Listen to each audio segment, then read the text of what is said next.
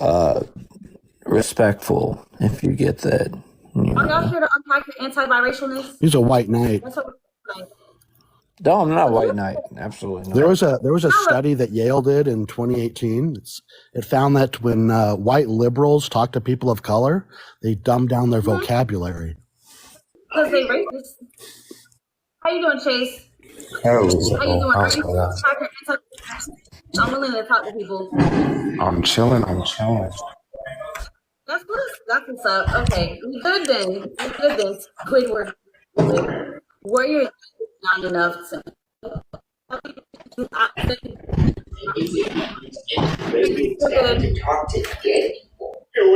It's just monoracial. Okay, so here's some things I wanted to say. I feel like racial categories make people comfortable. And biracial people make people feel very uncomfortable because they want to force us into you're either black or white. And this mostly happens to black, white, biracials. I don't know. It's not like this with like Blasians or Wasians. Like they don't feel like they're forced to pick a side from what I know. I don't know. Y'all let me know. But what I'm saying is it's like these racial categories make people feel comfortable. So it's like when they feel like they can't put us in a box or it makes people uncomfortable. So being biracial and saying you're biracial and you can't just say like, oh, I'm this or that, it makes people uncomfortable because you don't know what this person is, you know? So it's like these racial categories that were made up by white tea supremacists back in the day, people don't want to get rid of them because they make people who are complacent and comfortable with them. So, because people are always telling me biracial is not a race, biracial is not a race. But it's like, okay then, and why do I need to have a racial category for you to feel so damn comfortable? What do you mean by like, racial safe spaces? A race part of myself to make somebody else feel comfortable. And these biracial safe spaces, let me tell y'all, biracial people are the main ones attacking them because they're not comfortable in their biracial identity. What about their own bathrooms or drinking fountains? I can't play with you tonight. Yeah, that's called segregation is what you're talking about. Look, I've come to that conclusion too. Race is not a thing, right? Race was just all these different categories were made up by eugenics, No, it wasn't made up by eugenics. Eugenics is a practice where you cull people who are undesirable in a society, like mentally challenged people. The concept of race was built on. No, race, like when you can take a DNA test to find out what race you are and where you come from. The most desirable one, Caucasian. Like that's how. It's DNA. When you take a DNA test, you can find out where you come from. I'm just saying the categories, like we're obviously, have different phenotypes, right? I'm just saying the categories, white, black, all these different categories were made up by different people. So by white supremacists back in the day. But I'm saying they didn't. What white supremacists made this up?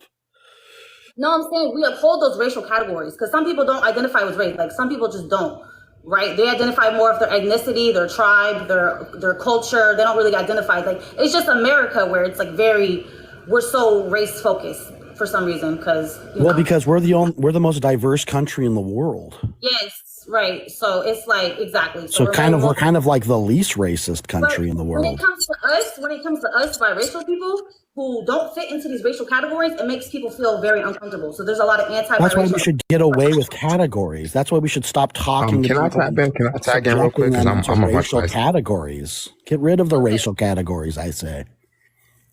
Get rid of the racial. I'm with it. Hey, because if we're all going to play the race game, because a lot of people, I've been told, oh no, it's too powerful. We can't do that. We can't get rid of the racial categories. So I'm like, then we got to add a new one because I don't think we're not white. I can't say that. We're not white tea. We're not we don't fit into these racial categories. So it's like. And no one cares. It shouldn't matter to anybody. That's what I'm saying is it shouldn't matter to anybody. We shouldn't care what percentage Cherokee are you? Who cares? You're American. American's a culture. America is an identity. Ancestors or where you want to know, I have African ancestors, I have European ancestors, and it's like it doesn't matter. If one of your ancestors was a serial killer, that doesn't say anything. I honor my West African ancestors. We can't even hear y'all. I'm not trying to be funny. We can't even hear y'all. Y'all talking at the same time. If you're doesn't mean that you're a bad person. Doesn't mean this title says, how can we protect biracial safe spaces? I have two questions. Protect them from what? Or who?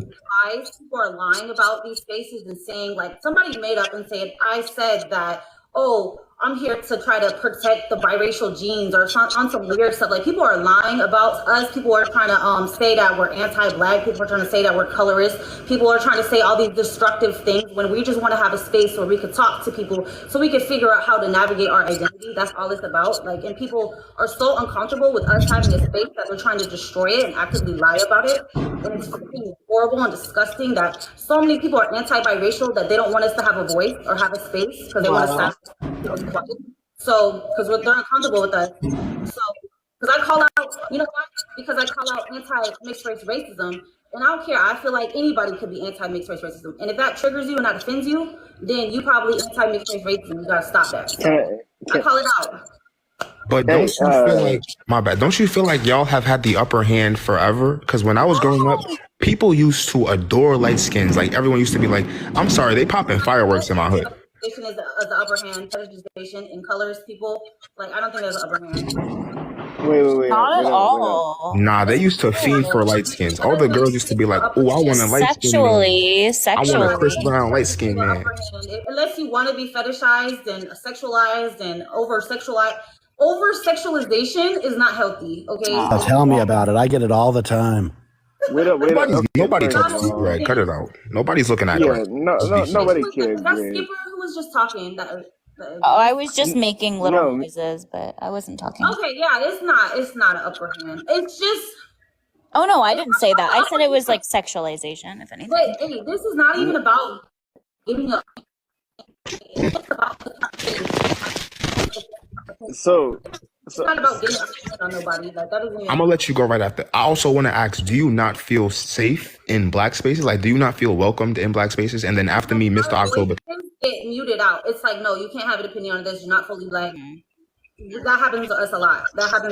So yeah, it's not that we don't feel safe. It's not about. It's about having our own voice, because so many people. You know how many times, like, I scroll through social media a lot. It's always like this debate of black or biracial. This person black or biracial, like, I hear this debate and topic so many times. They're not talking to biracial people. They're talking about us, or they're not talking to us. So that's why I was like, we need to have a space where we could talk to each other instead of just everybody talking about us, but they're not talking. Dude, to us. a lot of people think I'm black. And every time I bring it up, I say, "Why do you axe?" Okay, so I thought we just said that I was after Chase and after the whole thing. I mean, you could talk. I'm not mad. All I was gonna say was, first of all, hello to everyone, and then hello, and then also, what's crazy? Look, if you ever got I don't know how to say, like, discriminated against from our own people. I hate to say it like that. That's kind of the wrong terminology. That's not your experience. Oh no. No. I was just saying, she would come off as a fully black person to me. I don't know. Because the media has actively replaced black people with biracial people. That's why they actively meant to replace black people with biracial people because we're more palatable, and that's what happened. And black people so there's no black erasure. Like, I think that's true, T. I think what you said was really interesting. That you said that mixed people are more palatable. I think that's true, real shit. I think that's crazy. They actively erased the black identity and replaced it with mixed people. Yeah. That's why it's like, oh, I look like the average. No, I don't. In reality, I don't. No. It's like you're on it. Like, look, you're on it. I'm saying, to me, you look like you would just be fully black in some scenarios. I'm not saying you look like you're black passing. Well, what I was saying is, I would not have known that you had biracial, like interracial parents, is what I was trying to say. But then also, yes, I do agree with the fact that the media has done that. And the last thing, I'm gonna land it right here. What I'm saying is, I have heard. I mean, it doesn't happen to me. I'm 100%. Well, not even 100%, but I mean, I'm black, but I have heard people they call themselves pro-black, and they don't agree that a biracial person can be pro-black as well because they have a mixed, like they have their parents are two different races, and I'm like, look, first of all, like, how are you going to discount any part of your people in the first place? You feel me? I've heard that happen, and I don't agree with that ideology whatsoever. I think it's the rudest thing that people could do to a person of color. Oh yeah, if you know the history of mixed people, we've been fighting with black people for rights because we were considered black as well. We were always fighting together. There's a long history of that. So yeah, there's a proven track record that we always been pro-black. And you know, but here's the thing now. I think that we have every right. And does not go against being pro-black. Like it's not one or the other. You could do both. You can do both. We're still after that at the end of the day, but you can still advocate and support biracial people. Yes, but don't you feel like this is segregation? Like you're trying to separate biracial from black when you truly are. You can just come to the black. We're trying to serve an underserved community and population because our voices, our voices are not heard. We're not seen. We're not understood. That's not true. We are unique. No, we're a unique group of people that are needs. Skipper, don't play with me. Did you know biracial people have a very high rate of suicide because of like mental issues and all these things? They don't have the resources to like work through these things, and they feel isolated and alone. So this is an underserved population that needs to be addressed and needs to get our needs met. Like every human being on earth. What needs do y'all have? Y'all been getting y'all needs met for forever, bro. Y'all been getting. No, she's having trouble fitting into a category, dude. Yep. She's black.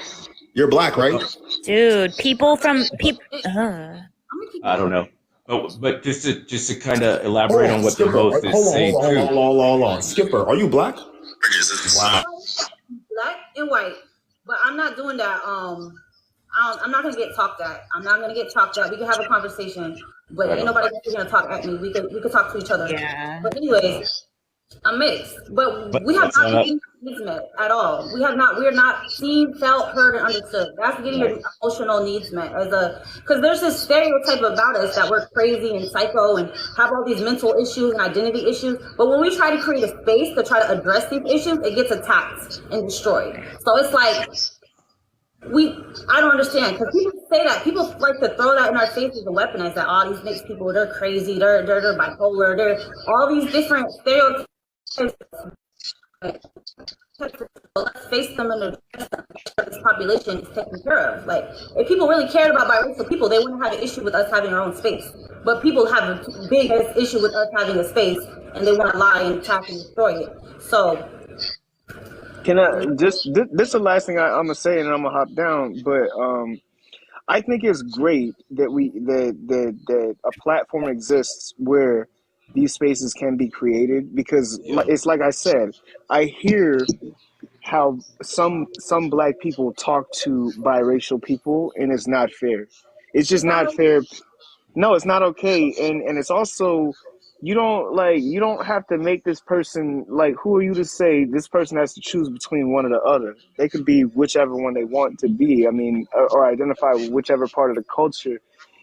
At the end of the day, if we really get down to it, it's like, first of all, black people, we have not necessarily been racist towards anyone. We made HBCUs, everyone was allowed to come. Okay, you could come and get an education. So why are we doing that for education, and that we can't even accept someone that has one like a parent of one race and a parent of another race? That's almost a step backwards. Like, that's just silly to me. But I'm glad that biracial people have found a space here. So I feel like you kind of step into a problem without being aware of it. So I'm gonna point it out. I don't know whose camera that is, but anyhow. I didn't mean to kick you off, but let's talk to each other. Okay. Alrighty, so you pointed out, like, education. Whose camera is this? My God, whose camera is that? I don't know. Oh my God. Oh Lord. Okay. Look, people, we're a very small minority. It's not that many. We're growing, but like most of us, when we were growing up, there's not many people who could relate and understand to what you're going through and feeling isolated, feeling like. So that's why it's like we need a space so we could like just get that sense of like connection and that sense of like, oh, I like someone understands what I'm saying, instead of like always having to over explain and over, like it gets tiring. So that's why we have to. But if I could just interject real quick, host, just to kind of elaborate what you were saying earlier about how mixed people, essentially, we do, and there's been studies that have come out in favor of what you're saying. And just to reiterate, there's show that there is a consistency of us who are biracial or mixed, essentially, who do face a hardship, and it is shown that we have a propensity to become victim of substance abuse, act out more in violence, or be that victims of violence, and a higher rate of suicide amongst us who are biracial or mixed. And that statistically has been shown through data.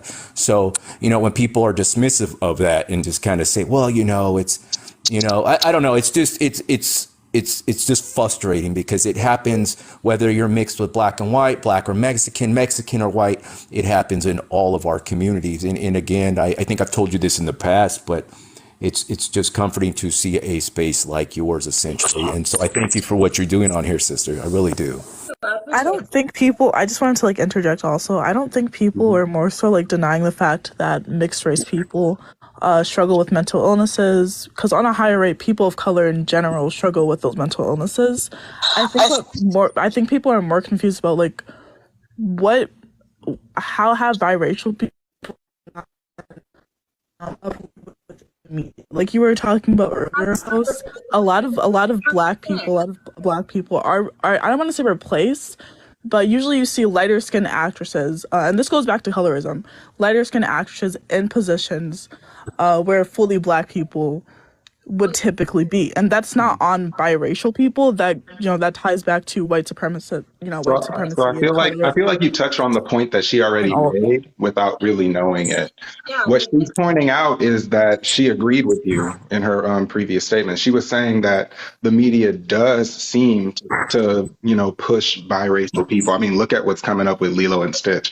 But the point is, like, they tend to push lighter skin out there, and in some way, it's kind of invasive. Like, it's actually taking the spotlight away from black women when they should be in the spotlight. And that's what I was commenting on, because like I do but I don't. That's what I'm saying. I don't hear people denying like mixed race people, like mental health, like saying that mental health issues aren't an issue within the mixed race community, because it very much is. I think more so people like kind of trying. That's why I'm saying like I don't understand what a biracial safe space, or who's attacking a biracial safe space, because once again, these safe spaces, it's a lot of invalidation. So I'll give you a quick example. But a lot of people. I'm sorry, a lot of people are talking, so I can't hear like. Let's go one at a time. I'm so sorry. I'll give you a quick example with Mr.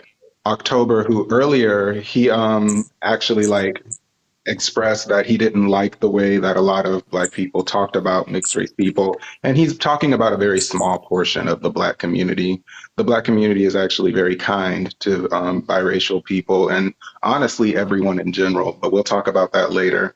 What I want to point out is a lot of it's very subliminal. So in that same sentence, he pointed out like, oh, he believed that biracial people are free to identify as whatever race, whichever one of their halves that they want. That in and of itself is a problem. Why does it have to be one or the other? When can you just kind of be yourself? We don't want to be white anymore. You know what I mean? Like it's we don't want to be white. I get where you're coming from, but I have biracial. Sorry, I wasn't trying to cut you off. Continue. Like society pushes us into these boxes and says, "Oh, you look more like this. You identify with this." And then for me personally, I don't pass for white, and I don't want to. I enjoyed my time in the black community, and I still do enjoy my time in the black community. But I really don't feel like I can really talk about certain issues because it's just going to be seen as, oh, look at you, boo hoo. Everyone else has worse problems. So I don't talk about it. You Wait, know, wait, I have a wait up. backbone. I have a thick skin. I don't really care about it. I don't talk about my problems or anything. I just House of hashtag go to Biracial. I'm therapy. sorry to interrupt you. I just don't know how Wait Yeah, up. to I don't get do the it. whatever. Do you feel like you're embraced by the Black community? Yes, I feel loved and embraced by both of my Uh, communities. I feel I like I've don't. had I feel negative like and positive experiences with both sides. And it's like, it's really about just like finding people I could relate to on certain topics. Because of course, like I can't relate to monoracial people about being biracial or talking through these things. And it's kind of lonely. It's not about that. It's just about finding a space where I could talk to people who understand the issues and to understand my experiences. Sure. Yeah. About, you know what I'm saying? That's what it's more about. Like, Community. we all need a space. Yeah, it's about community. If you could like talk about, so you don't have to. I always felt like no so. That's matter what her. community I'm in, So wait, For me, wait, I wait up. actually don't feel. I just Wait, Ramon. I think Ramon was still finishing Ramon. their point, and I wanted to oh, like go ahead. comment Sorry, after. Ramon. I'm gonna be Okay, honest. all right. I'm gonna be honest with you. I don't actually feel. Yeah, I'm sorry. I don't actually feel like loved or validated by the Black community, but it's a community.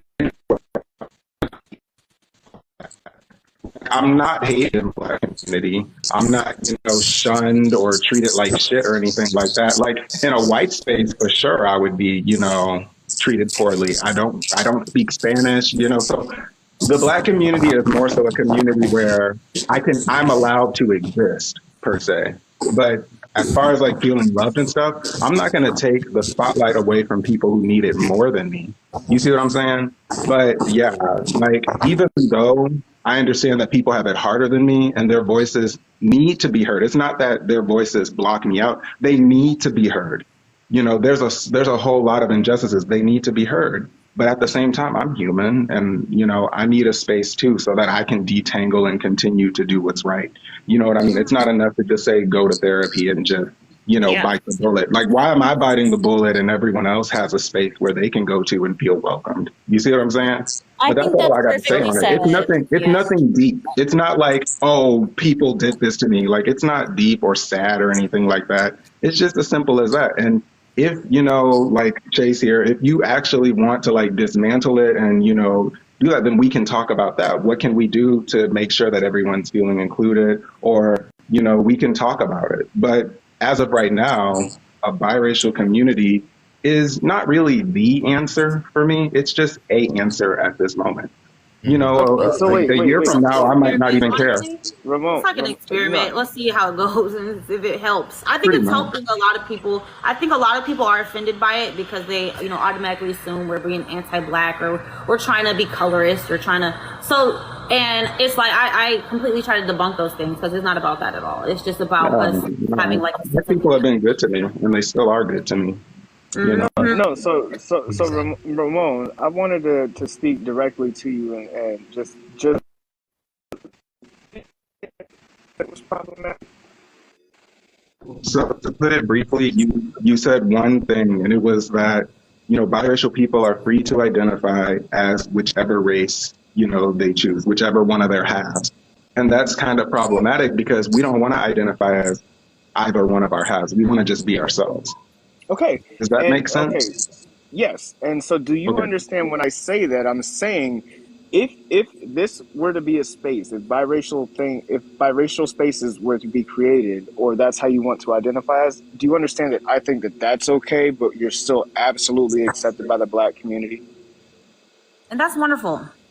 I understand that, but like when things are set that way, it's so like it's not that you're bad or anything like that, or that I'm coming for you. I'm just pointing out that things are very easily twisted. Like something like that.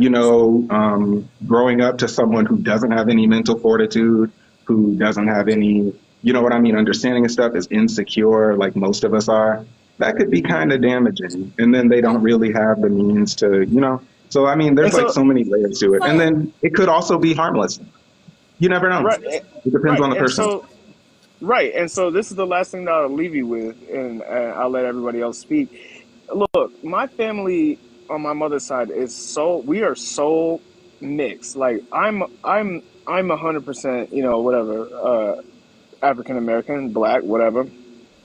All of my cousins, their kids, we have it literally some from everywhere. From like we got some Chinese, we got some white and Filipino. We have some white, and then their kid, they have a kid, and they got a white girlfriend. I still welcome those people, and I would consider myself a strong part of the Black community since I am Black, and necessarily need any of those people to identify as anything they don't want to. You could call yourself whatever. If you wanted to have a biracial space, that makes sense to me. And so when I said the thing about identifying as one or the other, all I was saying is it doesn't matter to me either way. I will still accept you as a human being. So I hear where you're saying that it can get misconstrued. I didn't mean it that way, and that's all I was trying to do is let you know that, like, I don't think you got to choose one or the other. No one said that. That's all I'm trying to say is that I have mixed family. We just love each other as family and as people, and that's how I treat everyone. And that's fine. I'm willing to say that I definitely misconstrued what you were saying. But the point of me making it was not really to say that, I'm right and you're wrong or anything. It's to say that anybody could misconstrue that. So many things can get twisted so easily. And as a side note, I'm going to add a little bit of tension here and say that I actually identify as Black, really. I don't identify as biracial. I grew up in the Black community. I believe that I'm Black. However, I have a lighter shade of skin, and I do have a history of a bit of mix in me. And, not everyone will treat me like I'm Black. And that's why she doesn't identify as Black. She identifies as biracial. She doesn't feel comfortable. Yeah. No, that's him. He said that he identifies as Black, which is totally fine. Can I say that? I mean, that's how I grew up. I identify as Black, but identify as everyone. People don't treat me as Black. You know what I mean? Like, sometimes they do. Sometimes they do. White people do. But that's the thing. About identity, this is the tough part about the whole identity thing. So it's like half of the Black community is like, you're Black, right? And then the other half of the Black community is like, no, biracial, you have to have two Black. It's like the Black community, different opinions on it. So there's no like one census on, if you're Black or not. So that's why it's hard to navigate, because there is a lot of biracial people that are like, I'm Black, but they got a lot of pushback saying, no, you're not Black. You gotta have two Black parents to be Black. Exactly. And then if you do say, okay, I'm biracial, no, you're not. According to society, you're Black. So it's like, we can't win. It's like, no matter what we say, it's gonna be somebody saying something against it. So that's why I'm like, I'll just be biracial, because that's the truth about what I am. And you can't, that's just what I am. So I'm like, you know what? But I get a lot of pushback on that, saying, no, according to the society, according to this, according to that, according to this. And it's like, that's just what I am. That's just the truth. Like, I don't want to go by what society says or what the police say or what this person says or how people perceive me as. I'm going to live in the truth of like what I am. So that's kind of why I came to the conclusion, because I used to identify as Black all my life too. But it was like people who were like, no, you got to have two Black parents to be Black. You got to have, because they set a standard for Blackness. And I was like, okay, that's fine. Like, if you want to, I don't mind people gatekeeping Blackness. I'm like, that's cool with me. Okay, that's fine with me, because I could just, it hurt for a minute, because it was like I built my whole identity around being Black. But then I had to figure out, what does it mean to be biracial? Like, I had to learn to get comfortable in my identity as a biracial person, and it was not hard. It took me a long time to accept who I am and what I am. And now I feel really good about what I am. And it's like, I want to encourage other biracial. A lot of biracial people are discouraged in their identity, in what they are. They don't feel good about being biracial. They don't feel good about it. I know what it looks like on the outside when it comes to media and fetishization, but on the inside, it's hard. It's really hard being half white tea and have that, because of the history between these two groups, of course. And these two groups have historically always been. It's really hard being that, like, in the middle of like right now. Like, dang, and it's like we're forced to like pick a side, but it's like you either pick your mom or your dad, and it's like it's tough. It's hard to navigate. It's tough. I think it's important to humanize people in discussions like these. Like, you really have to, when you discuss with people, like the girls that were like talking slander about her, like, they didn't really humanize it. They see it as, oh, you're saying this point, we have to shut it down. And that's not really how you handle a discussion. That's not really how you end Yeah, something. let's have the You know what I conversation. mean? Like, we It's have to not have a even. conversation, and we have to understand that people are human and actually It's not. understand that. So in It's my case, yeah. I didn't really care about all this racial stuff. I'm a human being just like you.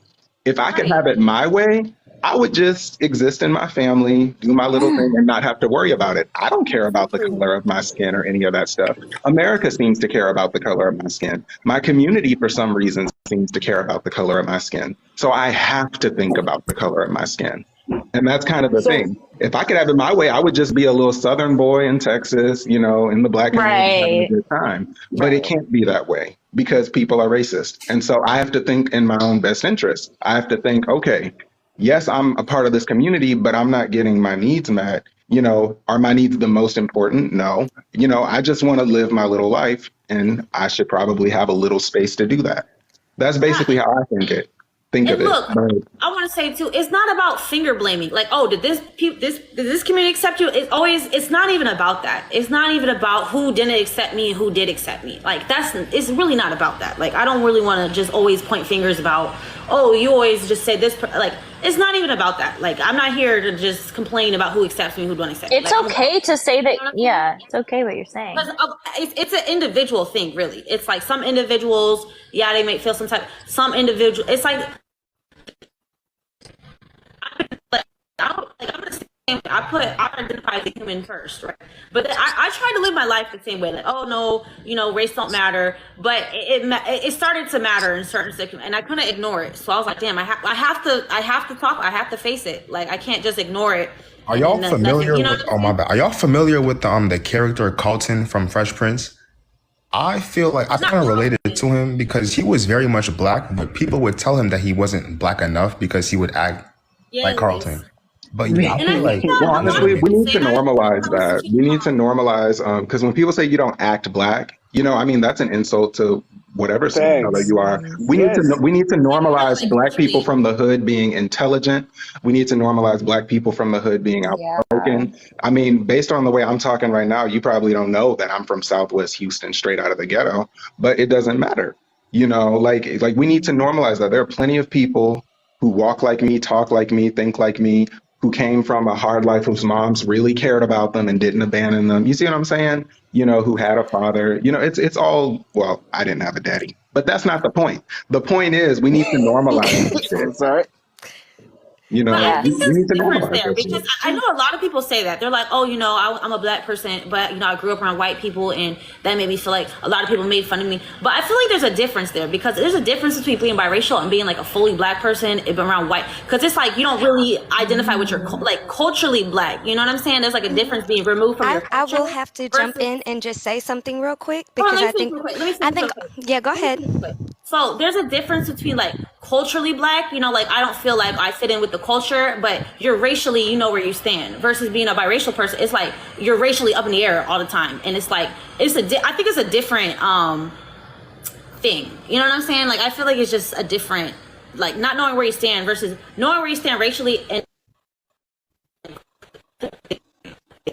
yeah, go. I just want to say that all these issues you're talking about come back to critical race theory and people viewing blackness as a monolith, which not only allows some people to not allow other people within the community and say, hey, you know, we are black, but you're not black, you are biracial. And so I think it does cause tension in that area in regards to that. But I think the more that we deconstruct whiteness and knowing that whiteness was always built to exclude, and when we think back into the history of this country with the one black, you know, rule, I think that it was specifically to keep other people out, that it's for, you know, and I think just, you know, using that myth of, you know, well, white people are going to see you as black, so you're just going to have to be black. I think that as we all deconstruct this as a collective, we will be more open to understanding that people have a right to access different identities, even though, you know, they are still of blackness. You can have, and I want to use like this analogy. For example, I was actually born in Ethiopia, but I am an immigrant in the United States. So I grew up in the United States. I didn't have an African experience, but when I moved here, I became African American, but not African American in the same way. There are many different nuances of blackness. And so I think that there's as long as you, and this goes back to, you know, like making blackness a monolith, and, you know, it comes from, you know, Black people in America, unlike Black people in like the Caribbean who were also enslaved, they had ownership over their island and over their population. They had a larger Black collective that they were seen under. So they don't have so much racial tension that has continued in this like country that's constantly trying to exclude you. But when I feel like you have that, it causes being biracial and people feeling like you're already rejected, cause the conflict of understanding within people's, you know, nuances of who they are. That's just how I feel. And now we're thinking outside the box. Like we need to have access to more identities and not just be all lumped into one thing, because that's what makes people feel comfortable. Like these racist, white supremacist categories that's been created that just makes people feel comfortable. They don't want to have to deal with any other identities that, or whatever it is. And we're honestly making it easier for them to do that by excluding the idea of being biracial as an as a racial identity. You're just validating white supremacy and saying you're not white enough to be biracial. You are just Black. People are going to see you as other, so you're immediately cast into this group that you will occupy, and they will use this through colorism, texturism, featureism to limit the voices of monoracial people. So I think it's very important to deconstruct that idea, and it's not out of like wanting to other, but also wanting to accept and realize, like you said, at the end of the day, we're still human, and having identity issues is no fun for anybody, you know? So allowing people to hold that space, and may that be, you know, with having different interests as a Black person, may that be having a different full genetic makeup as a Black person. Allowing people to honor those differences is what would make us stronger and allow us to hold space for each other correctly. So let me challenge you, because I love that you're thinking outside of the box, and you've come across a very big question right now. The Black community has been fractured. It's been broken down for a very long time. And right now, a lot of people aren't aware of it, but the Black community is at the dawn of a very big divide coming. So beyond TikTok, beyond House of Biracial, you know, just, you know, longing for a biracial community, it's happening. That's where we're at right now. So if your belief is that... Could you talk more about that really quickly? I'm so sorry. Just what do you mean? I just want to know about the Black community being fractured and at the brink of a divide? Yeah, more about that. So the Black community, we always talk about sticking together and family and stuff like that, but real talk, we don't. We only show up when there's a problem. Like the people here on these TikToks who basically come up and go, what? You know, it's not good to divide. Colorism is bad and this, that, or the other. They only step up when someone embraces the divide that's already happening. No one's doing anything about the divide. If it was really about stopping colorism, then why don't we acknowledge other mixed communities that are existent right now in America? Hispanics are mixed communities. Are they innately harmful? Whether you believe it or not, it doesn't really matter. The point is, if you believe that they are harmful, why don't we work to deconstruct those?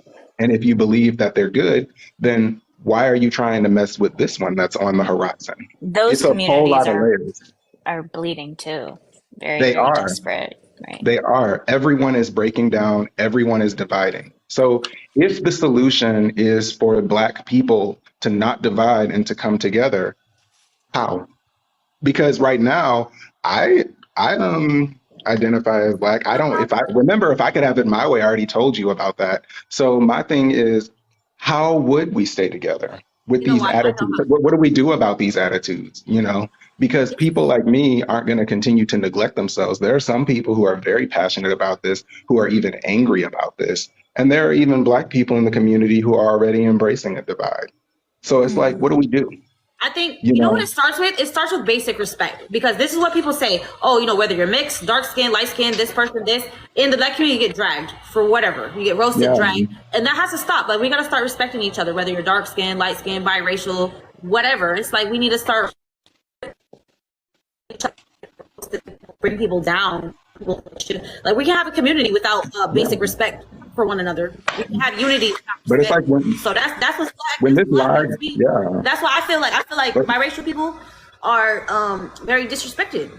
Somewhat our identity, yeah. because it's like people are offended if we say we're biracial. It's like, oh, that's offensive to me, and it's like that has to stop. Just say I'm biracial. We can respect differences and be like, okay, that's cool. Let me learn about your experience and I'll learn about yours because we're different, and then keep it moving and we can be cool. Like that's all it takes is just respecting differences. But people want to just act like we're all the same and we're all just, but that's not the reality of it. So we gotta, live in reality, know that we're different, so we can unify and we can respect each other. So Yeah, I think and I mean, through the lens of I've oh, even been go ahead. making. I'm sorry, No, go ahead. but I've been making efforts to try and connect with other Black people who, you know what I mean, don't believe that things should be so divided or whatever. But whenever the subject comes up, they shut it down. They even attack me. I even went onto a live to try and bring up this point, like, okay, if you want it to stay together, what are we going to do about it? And if you don't care, let it break. That's what I say. But I mean, if we want to do something about it, what are we going to do? They shut me down. They basically attacked me, and they were like, he thought he ate, but he left starving, baby. And it's just like, That's crazy. baby, what do you mean, like, left starving? I'm not trying to eat anybody. I'm trying to inform. I'm trying to actually bring things on the table. It's not even inform, just bring awareness. I wanted to comment on that because, like, as a fully, like, I'm fully Black, but I'm mixed ethnically. So though I don't see it from the perspective of mixed race people, I do have like a bit of an understanding just because I do have two different ethnic groups. So like I've faced xenophobia from both sides. And I feel like what we need to do as a community to stick together, to stop all this negativity, is just respecting other like people's identities. People who identify as mixed race. The thing in the Black community is How do we do that, though? Because a lot of I have an answer to that what I've been wanting to do, it but starts with basic respect. it's not with respect. Accepting that people are different. It's also understanding too. Somebody said that in the comments. How do we not just understand respect? each other? It's education, and I think that this all comes back to critical race theory when you It comes to deconstruct understanding through education. You have to educate yourself on all the nuances in which white supremacy and these different nuances of identity come into play, and how that these people in different groups, they still face difficulties. May you be an immigrant, may you be biracial, may you be the LGBT community. All of these have different intersections, and all of them face oppression through the lens of white supremacy in this country. So when you better understand yourself and when you hold that space for yourself, understanding that you are, as what's the quote? Two Black parents, you're Black, right? But that doesn't mean that your Blackness is erased once that changes. It doesn't hold the same space, and it doesn't hold the same avenues or just distinctions, like and even when it comes to sexuality, understanding that you do not hold the same space in that conversation, and just understanding where all of these oppressions and differences that create these nuances come in, because we didn't just create them. We could all say, we can just respect each other and be human, but without lack of education, we're never really going to understand what this is doing to other people. I didn't get to finish my point. Though I do agree with critical race theory, that is a big thing that we need within our community. It also comes with taking accountability as well. White supremacy, it does have a framework by connecting to everything that goes within America. It goes back to a lot of places, but our community, we tend to uplift these white supremacist ideals, and just be accountable. I'm a Black people, fully Black people, who deny the fact that Black people can be racist towards other racial groups. Who deny the fact that there are Black people who are gay.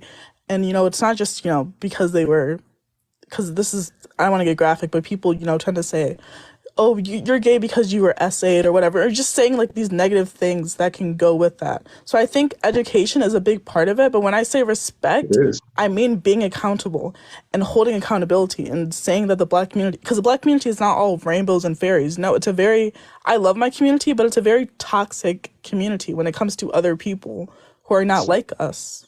So here's why I'm losing hope. I'm losing hope because how do you implement accountability? How do you actually implement something like education in there. And even if you could implement it, how do you educate those who are unwilling to be educated on the matter because they feel like they know it all?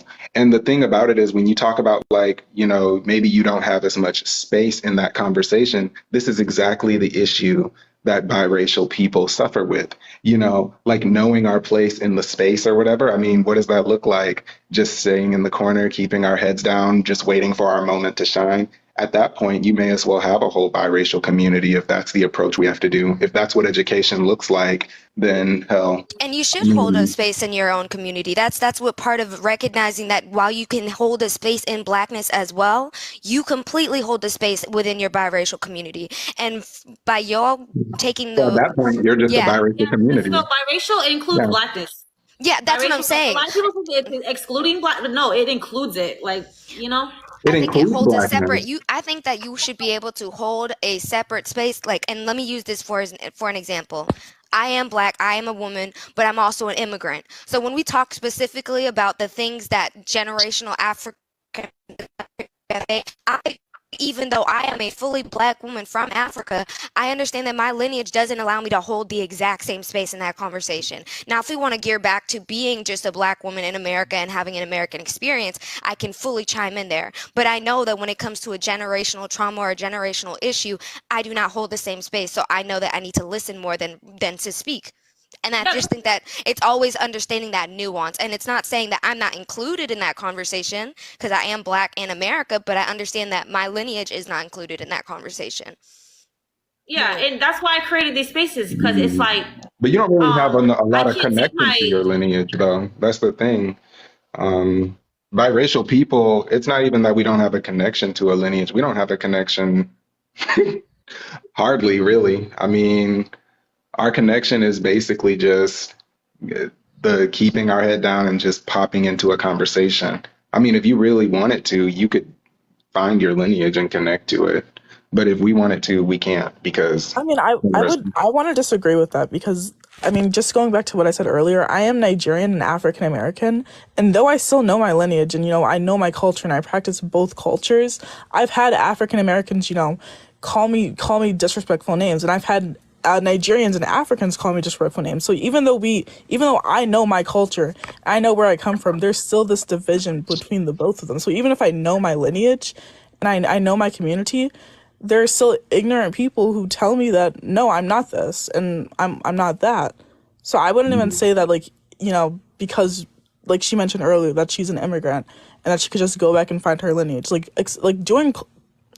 practicing culture when you have not been, you know, maybe embraced in that culture or born actually in Africa, it's not as easy as people make it out to seem or to be. Because even though I practice the culture within, like, both groups still have a big division between both of them. I don't want to minimalize it and make it seem like it's trivial. The point that I was making is that it's an option to do, but I understand it wouldn't be easy. Okay, I get for that. biracial people, it's not really... Okay, I want to get back what's your name? The lottery? Hold on. I'm trying to see what your name is. What's your name? Bet, y'all. Bet, okay. Perfect. Okay, I was trying to get back to what you're saying about the education about white supremacy. Because yes, white supremacy has definitely, you know, affected mixed race people. Of course it has. By, you know, segregation was a big reason why segregation was put in place, so that mixed race people do not exist. They did not. And anti-miscegenation laws, 300 years of anti-miscegenation laws to make sure that mixed race people do not exist. We weren't supposed to exist in this country up until, like, you know, Loving in Virginia in 1967 when it was legalized. So it's like, yeah, white supremacy has done so much damage to, you know, the mixed race population because they didn't want us to exist in the first place at all. Not all. Okay, so it's like that's why, you know, we struggle with having a voice and feeling seen because we're not supposed to exist here. Like other countries, like Latin America, like they've been mixing since like the 1400s because there was never any anti-miscegenation laws like there was here in America. So I think that should be a big part of our history. Like the history is kind of left out. You know what I'm saying? It's like, how did this affect? Exactly. You guys were completely actually erased from history in many ways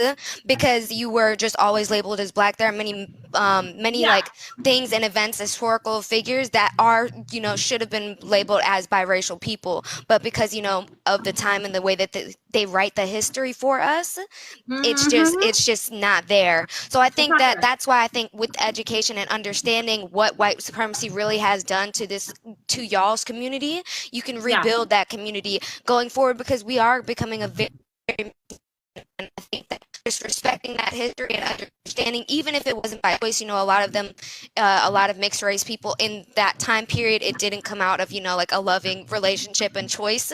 So just even understanding that, but that's still your identity and you can still hold a place in that. So absolutely. yeah, I appreciate you so much. I appreciate and you know, and I just want to say, like, and I just want to go back to just saying, like, I do just have like a very nuanced like identity myself. So like I remember Ramon was saying, you know, I have just the option to go back and be with my culture. I am actually adopted by another Black family from Jamaica, so I have another nuance of my personal identity that I understand.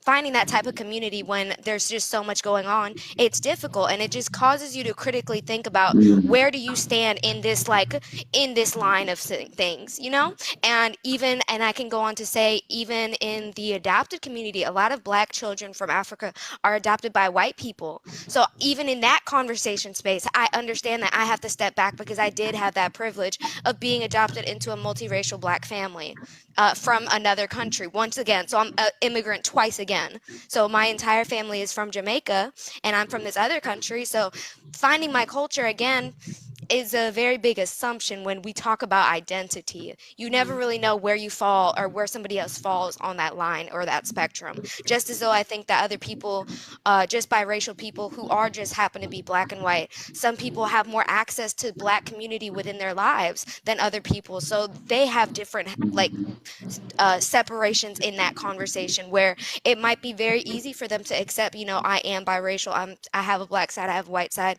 but other people unfortunately do not hold that same experience. So I just think, like you said, education is really important, but also respect is also very important, and not making any assumptions. Thank you. I totally agree with you. So I wanted to answer the original's question. It's okay. He asked the question, why do biracial people want to make them?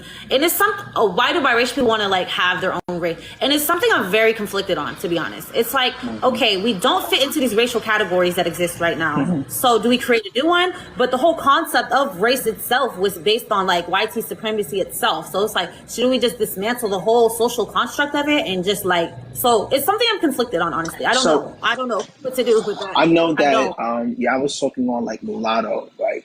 And that you know that back then it wasn't considered a slur. Now it is a slur, and I think about if many of you ask your grandparents a question on, you know, racial classification that's on their birth certificate, a lot of them they have mulatto on it. Now the reason why is because they were erasing. That was a form of erasing Black people, and because one drop rule is an outdated term. And I wanted to have this conversation, right? Because I just wanted to unpack this. I see, and when I first came on to TikTok, I came across a page called Biracial Awareness. And it was a very harmful page that pushed forth Black men and white women, and, you know, saying like Black men and Black women shouldn't procreate, it's bad for Black men, etc., etc. So when a lot of times when we push certain things like, you know, opening up safe space for biracial people, you know, this, that, and third, I'm not negating that. What we have to also understand is that a lot of times when we open up spaces like this, we have to also acknowledge the fact that anti-Blackness, like your second point, it is rooted in every single thing that we speak on. And because in this conversation, people will come into this convo and be like, well, you know, one drop rule, I'm 3% Bantu, so I'm Black. And a lot of individuals don't understand how this works, right?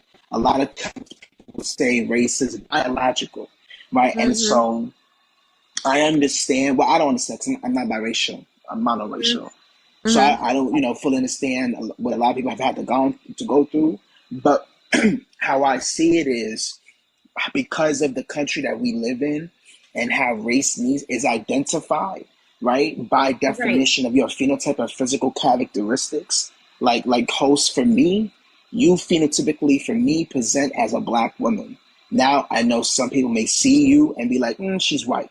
The reason why a lot of times light-skinned black people, yeah, and I understand that too, because I live in New York City, and so like a lot of I know a lot of people that look like you, and they get classified as them being Hispanic or Latino, but they're not. They're not Hispanic and they're not Latino. A lot of times when we have these conversations, people don't understand that race operates a certain kind of way in how we're classified, because that is how white supremacists and colonizers was made it out to be.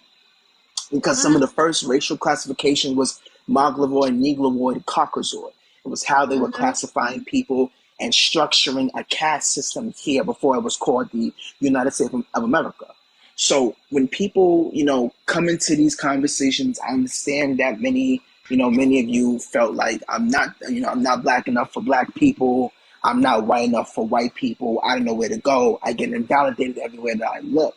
What we have to acknowledge is that there are black people in the black community, that may invalidate your blackness because of how, your melanin may represent, right? They may feel like, oh, you're light skinned, so you're not black enough. I see that, which again, that also raises the anti-blackness, because they feel like if you're not a certain tone of melanin, you're not black enough. Black, when they find out that you're biracial and you have a black parent, they demonize that, right? But also too, it's like, I feel like, and also too, like a lot of biracial people enter into these conversations and it becomes problematic because many do not understand the classification of what race is. Okay, I got a question for everybody. So if we all understand that all of these racial categorizations were built on white supremacy, why do we fight so much to uphold them? I don't understand that. It's like, okay, if we know it was based on white supremacy, we still want to fight to like keep them, and like, oh, you have to be like, that's what happens to us. It's like you still have to pick a side, or you still have to pick. So it's like, but and then when I say I'm biracial, it's like, well, that's not a race. But I'm like, isn't the whole concept of race based on white supremacy anyway? So that like, I don't understand that a lot. It's like, if we know these racial classifications are made up on white supremacy, why do we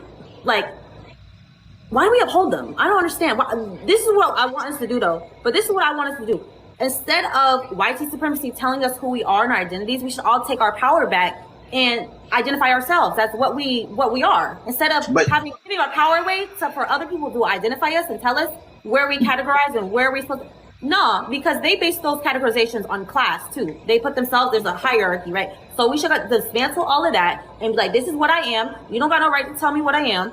But from here, the conversation could go a lot of different ways. At the end of the day, so we could categorize ourselves instead of having somebody else do it for us, right? So I think what you're saying is that it's an access. At the end of the day, all this talk is just about access into into other communities, right? When we look at purely European people, European communities for themselves, right? And they want those communities for themselves. And the problems we have is that we have problems building our own communities, and then we want access into their communities because we can't build those communities ourselves. I feel like you missed the mark. So do you feel like we have to go by these other social standards and rules when we go into other communities instead of building communities for ourselves? Right. So we can't have the knowledge to identify. So what they're afraid of is they're afraid of people who are, biracial, who have some access to both communities, right? Building an independent community for themselves, right? And prospering. Those who don't have that affiliation are afraid of that because they don't feel like they can build their own independent communities for themselves. That's where all these problems stem from. Because if you could build your own communities for yourself, you wouldn't need anybody else's community, right? So that's where all this comes from.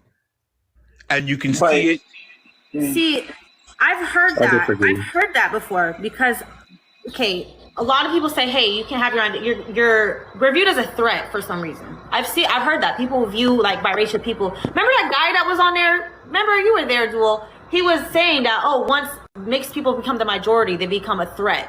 You know what I'm saying? So it's like exactly. But a threat in what capacity, though? But that's what he was saying. That's what somebody was telling me. He was saying that we become a threat somehow. I don't know why we're a threat. I think that the mixed community creating their own community actually strengthens all other monoracial communities, because what it is forcing you to do is recognize that this is not just a black person. This is a mixed woman. This is a mixed woman of mixed heritage. And so therefore it forces you to open up and hold more spaces for monoracial people.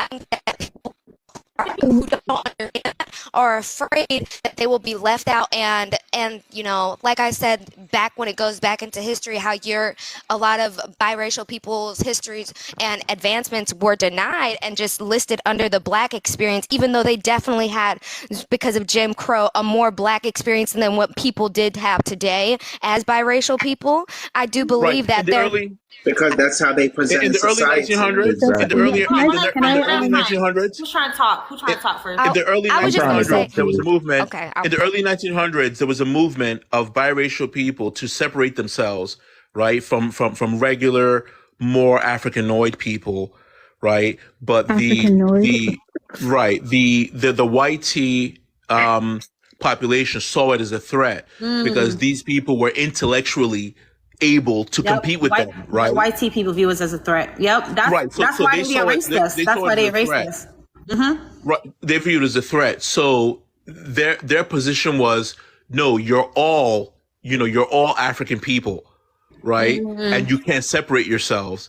So that was what stopped it from happening. And you can see in other Western areas of the Americas that happened because in Brazil, wait, hold on. No, because you interrupted me. You interrupted me, to be honest. Let her go. Yeah, let her talk. Let her talk. In Brazil, right, you have a couple of categories. You have people who are just straight Africanoid, right? And then you have the people who are blended. Can we not use Africanoid? That's what I was gonna just keep saying. Yeah, let's not. Africanoid describes total Africanness. I'm Africanoid, right? Because I'm 100%. Africa is a 50 state continent. Like, that is not something that you say. Yeah, whatever. I'm West African, right? I'm Africanoid because I'm totally West African, right? You know what? Hold on. It's a better way of saying it the N way. The part that starts with an N, it's a better way of saying it that way. Negroid, what I just said, the first those exactly. classifications. Yeah, exactly. But the term Negroid is outdated. There's nothing wrong with it. There's nothing wrong with it. There's nothing wrong with it. Because y'all gonna get this whole live shut down. All it's saying is that I'm 100% West African and I'm very proud of it. Right, I'm not ashamed to be 100% West African. Can you got to break that down for us? What's 100% I am 100% West African. I come from a people in West Africa called the Igbo, and I'm 100% of those people. My DNA does not come from anywhere else, and I'm not ashamed of it. I'm I'm proud of it, right? Because I'm 100% of something. So when people ask you what part of Africa you're from, you say that you're African. That's not the thing to be ashamed of. Right. I'm an African, right? I'm an Igbo African, right? Okay. So I'm 100%. Right. So yeah, I just feel like the word is a bit just an outdated word. Like it's not an outdated word. You've been taught to feel a certain type of way about your African fullness. You're not listening. You've been taught to feel a certain kind of way about your African fullness. You've been taught to feel that being fully. I have no issue with my Africanness. Okay, so I'm going to interject just for a brief moment here. Can I interject just for a brief moment?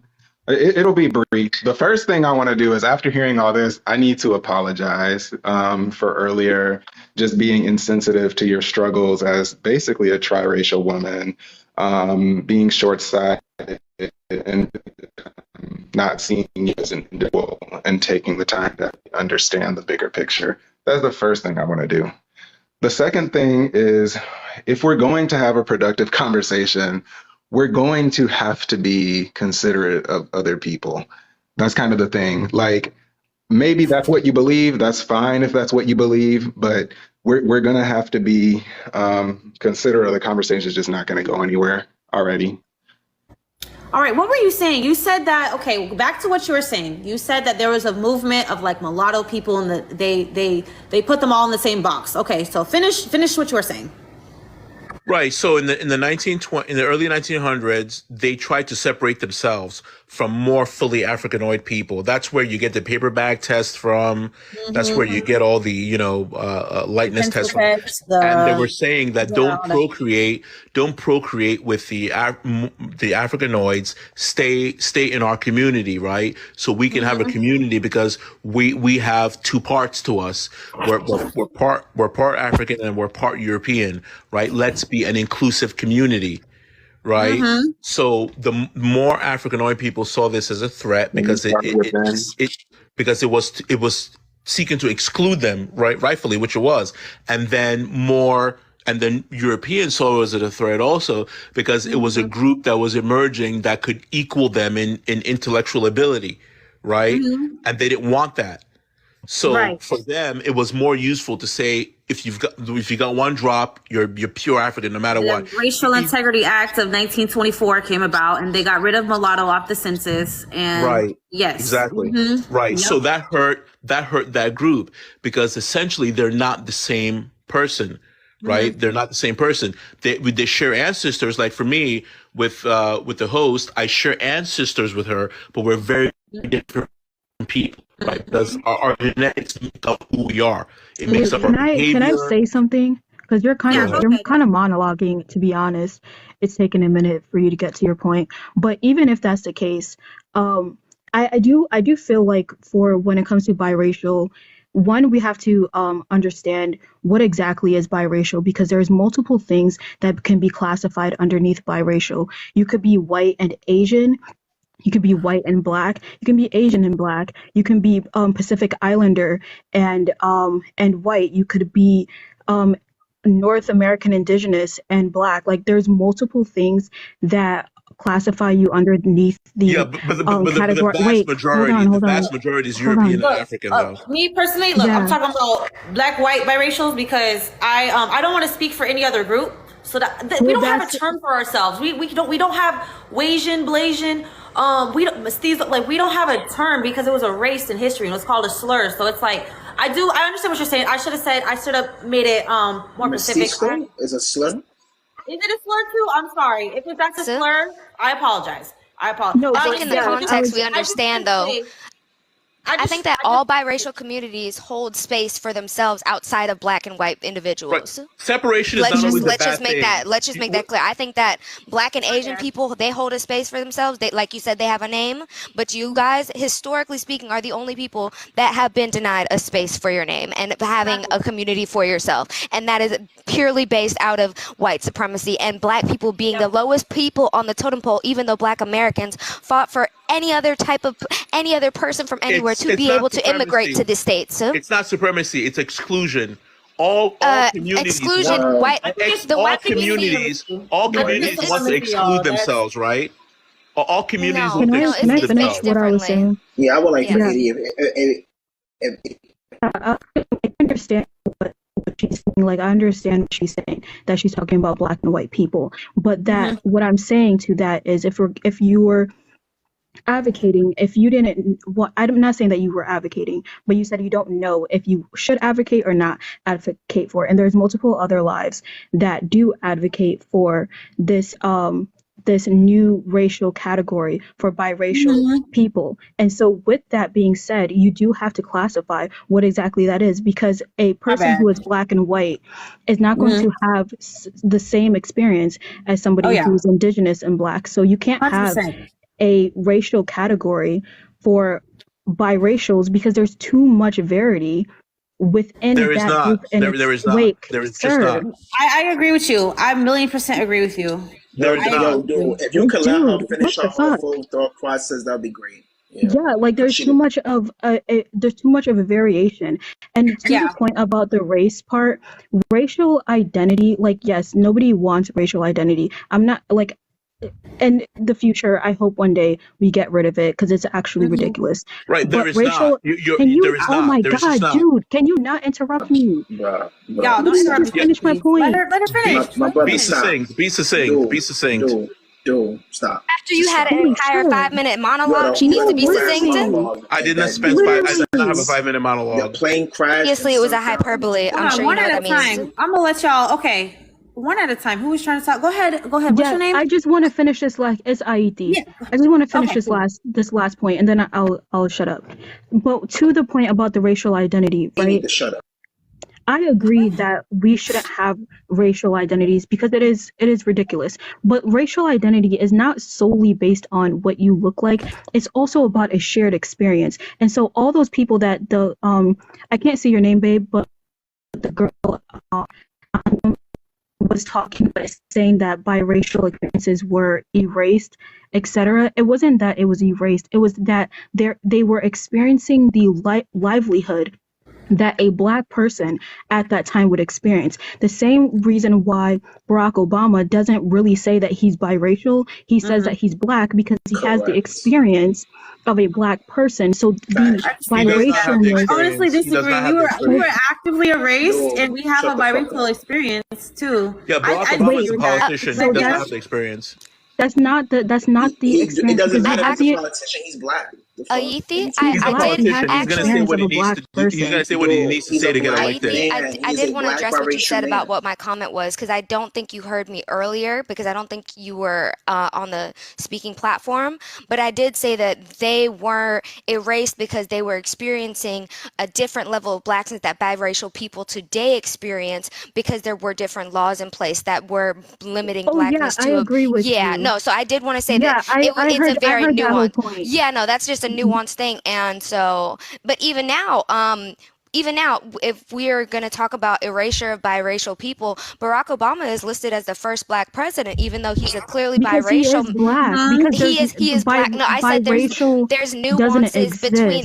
There's nuances between. There's nuances. Can I just finish? One at a time, y'all. One at a time. Can I just finish what my point was?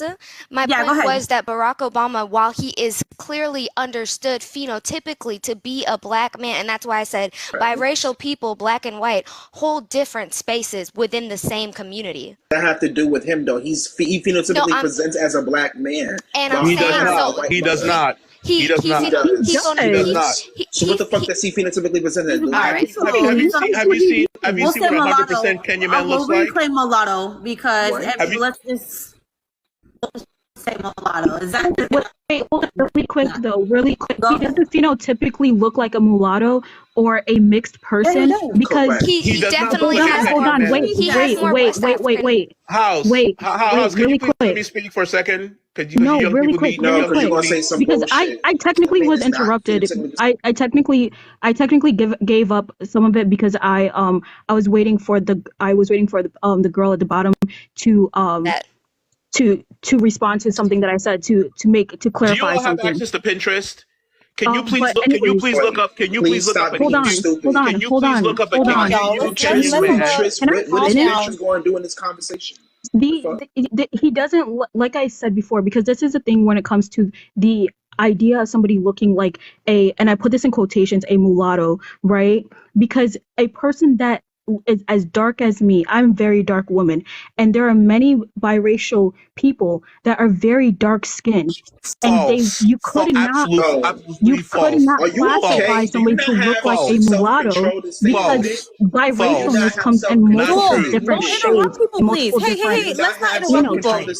If you disagree, just let her finish, and then you can respond. Let's do that. Let's not. Yeah, the understanding of what a mixed person looks like and what a a perfect ratio of a mixed person, a perfect black and white person, and classifying somebody as a biracial person is quite literally the idea of colorism and white supremacy. I think we got to unpack anti-biracialness right there, because look, the idea that a person who is Oh my mixed God! can look like Let me anything. speak, because you young people are so off, and it's really irritating. Boy, you called yourself Africanoid, and that's a fucking outdated term. Yes, because I'm an African, right? I'm 100%. And you know what? No, you know what? I think I am the perfect person to challenge you on that, as African person.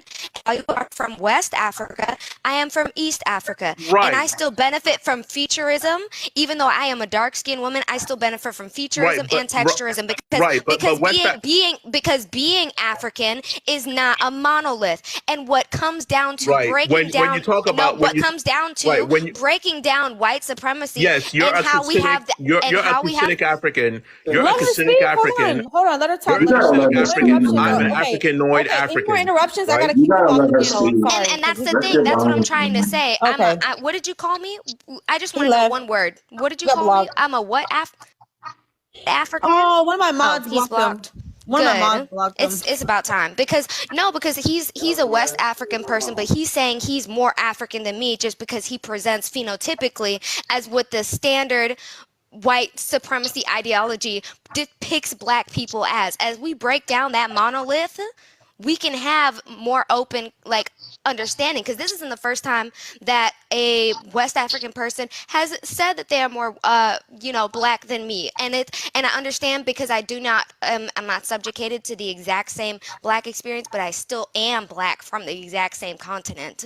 So I love what that is a very something real quick to you. Old people be carrying their songs with them like nobody. My husband's over here cheering you on, girl. My husband's like, preach. So you told Duel that you were the one that would be able to challenge him on that scene, as though you were African. Hold on, let me say something real quick. I love what you said about the white supremacist ideal. That I feel like that falls under biracial too. There's a white supremacist ideal of what biracial is supposed to look like, but it's we got to expand that. We got to get rid of that whole ideal concept, because yes, there's a wide range of biracial looks that. Also, can I ask you a question really quickly? What do you consider anti-biracial? What he said was anti-biracialness. I've never heard that term. You can explain that term. I would, I would be grateful on that. I second that. It was anti-biracialness.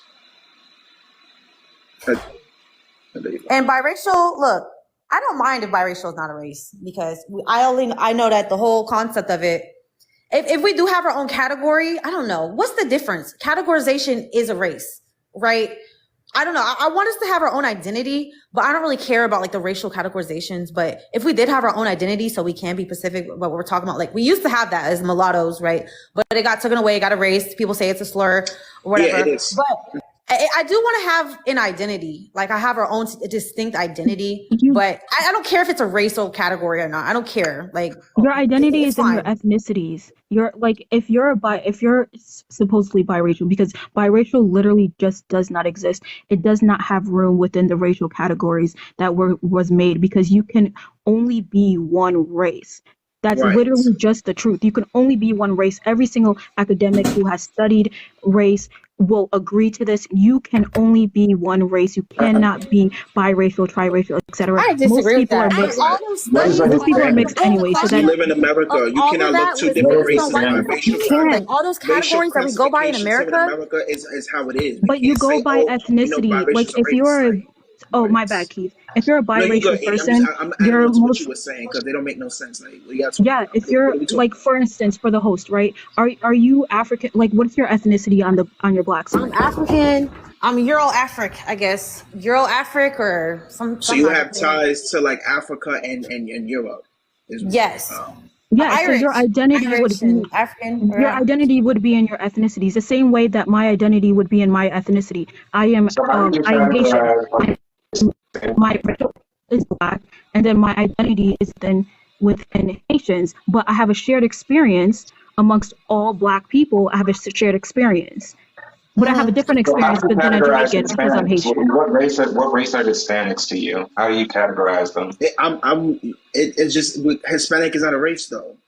Hispanic has never been It's considered, or not. Latinos a race. It's not So, Hispanic and so then Latinos are not how do the you categorize them? I just want to know, just to know. I'm not being because Hispanic, Well, yeah, Hispanics Hispanic made and the word Latino. mulatto. So I didn't ask Yes, why. I asked like, what is it? Like, but I how would explained this earlier picture that like what mulatto that was created and designed to erase those who had white and black parents, erasing those who phenotypically look black. Like Latinos and Hispanic exactly, people are not. they are not It's not. allies It's not a race. historically. Okay, so It's they're not a girl, race. So then, how girl. do you What? categorize them? Do they What have do to you wait? identify as Wait. white or black? Like, So Wait. Wait. I Wait. Wait, Hold who's on. not an understand. I ally? understand what he's What do asking. He's you? Did you asking say like, that Hispanics didn't make the word Hispanic black mulatto. people It are was not an created ally? by Spaniards oppressing indigenous Yes, people. exactly. And there Yeah, was a but do you caste understand? system. There was Do a you caste understand what system was that going still on is in in place. 1492 in Puerto how do Rico? we Like what categorize was going them? on in the Period. erasure of the Taino people and Arawakan people? Okay, Like well, you you, know what? I grew up yeah. in Miami. I've grown up in Miami, and I've been around multiple different groups of Hispanic people, and I can tell you the word because I do know some Spanish. Mejorar la raza. That is a word that they have to better the used. Yes, race. exactly. And so to historically, that Yeah, caste that's system is anti-black. still that exactly. So when you are talking about ethnic groups that aspire to whiteness, they are never going to have a good racial odometer. They are always Yeah, going to but go off of the I phenotype. am a black Boricua man. Like I'm black and Puerto Rican. Like I've been that way my entire life. The side of the Oh family no, is because wait, thinking you my said it father's last. side of the family is Afro and like historically for me, I've always identified as a black Puerto Rican man, and we've spoken on this many times. That within the like I said this also too.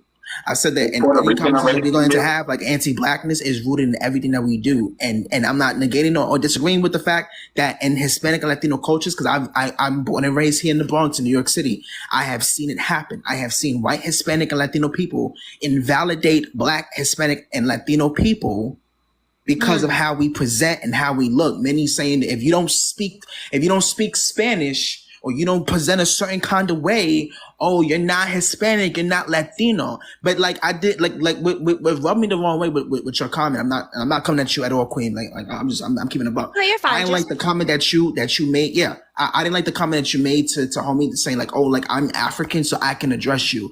And it kind of gives like what like anybody who hops into the box that's African American couldn't address him because I'm African American. And a lot of times when we have these conversations, I feel like it gets lost in translation many times when speaking to other black people, whether they live here in America or they live like globally, in other places of the world, like the Caribbean and Europe, etc. Like, oh, like if you're not from a certain part of the world, you're not really black. And I know that here in America, they really do invalidate black people who live in other places, but I just feel like that right there, like it kind of like I ain't gonna like it What rubbed me was your a wrong way. understanding of me saying African American?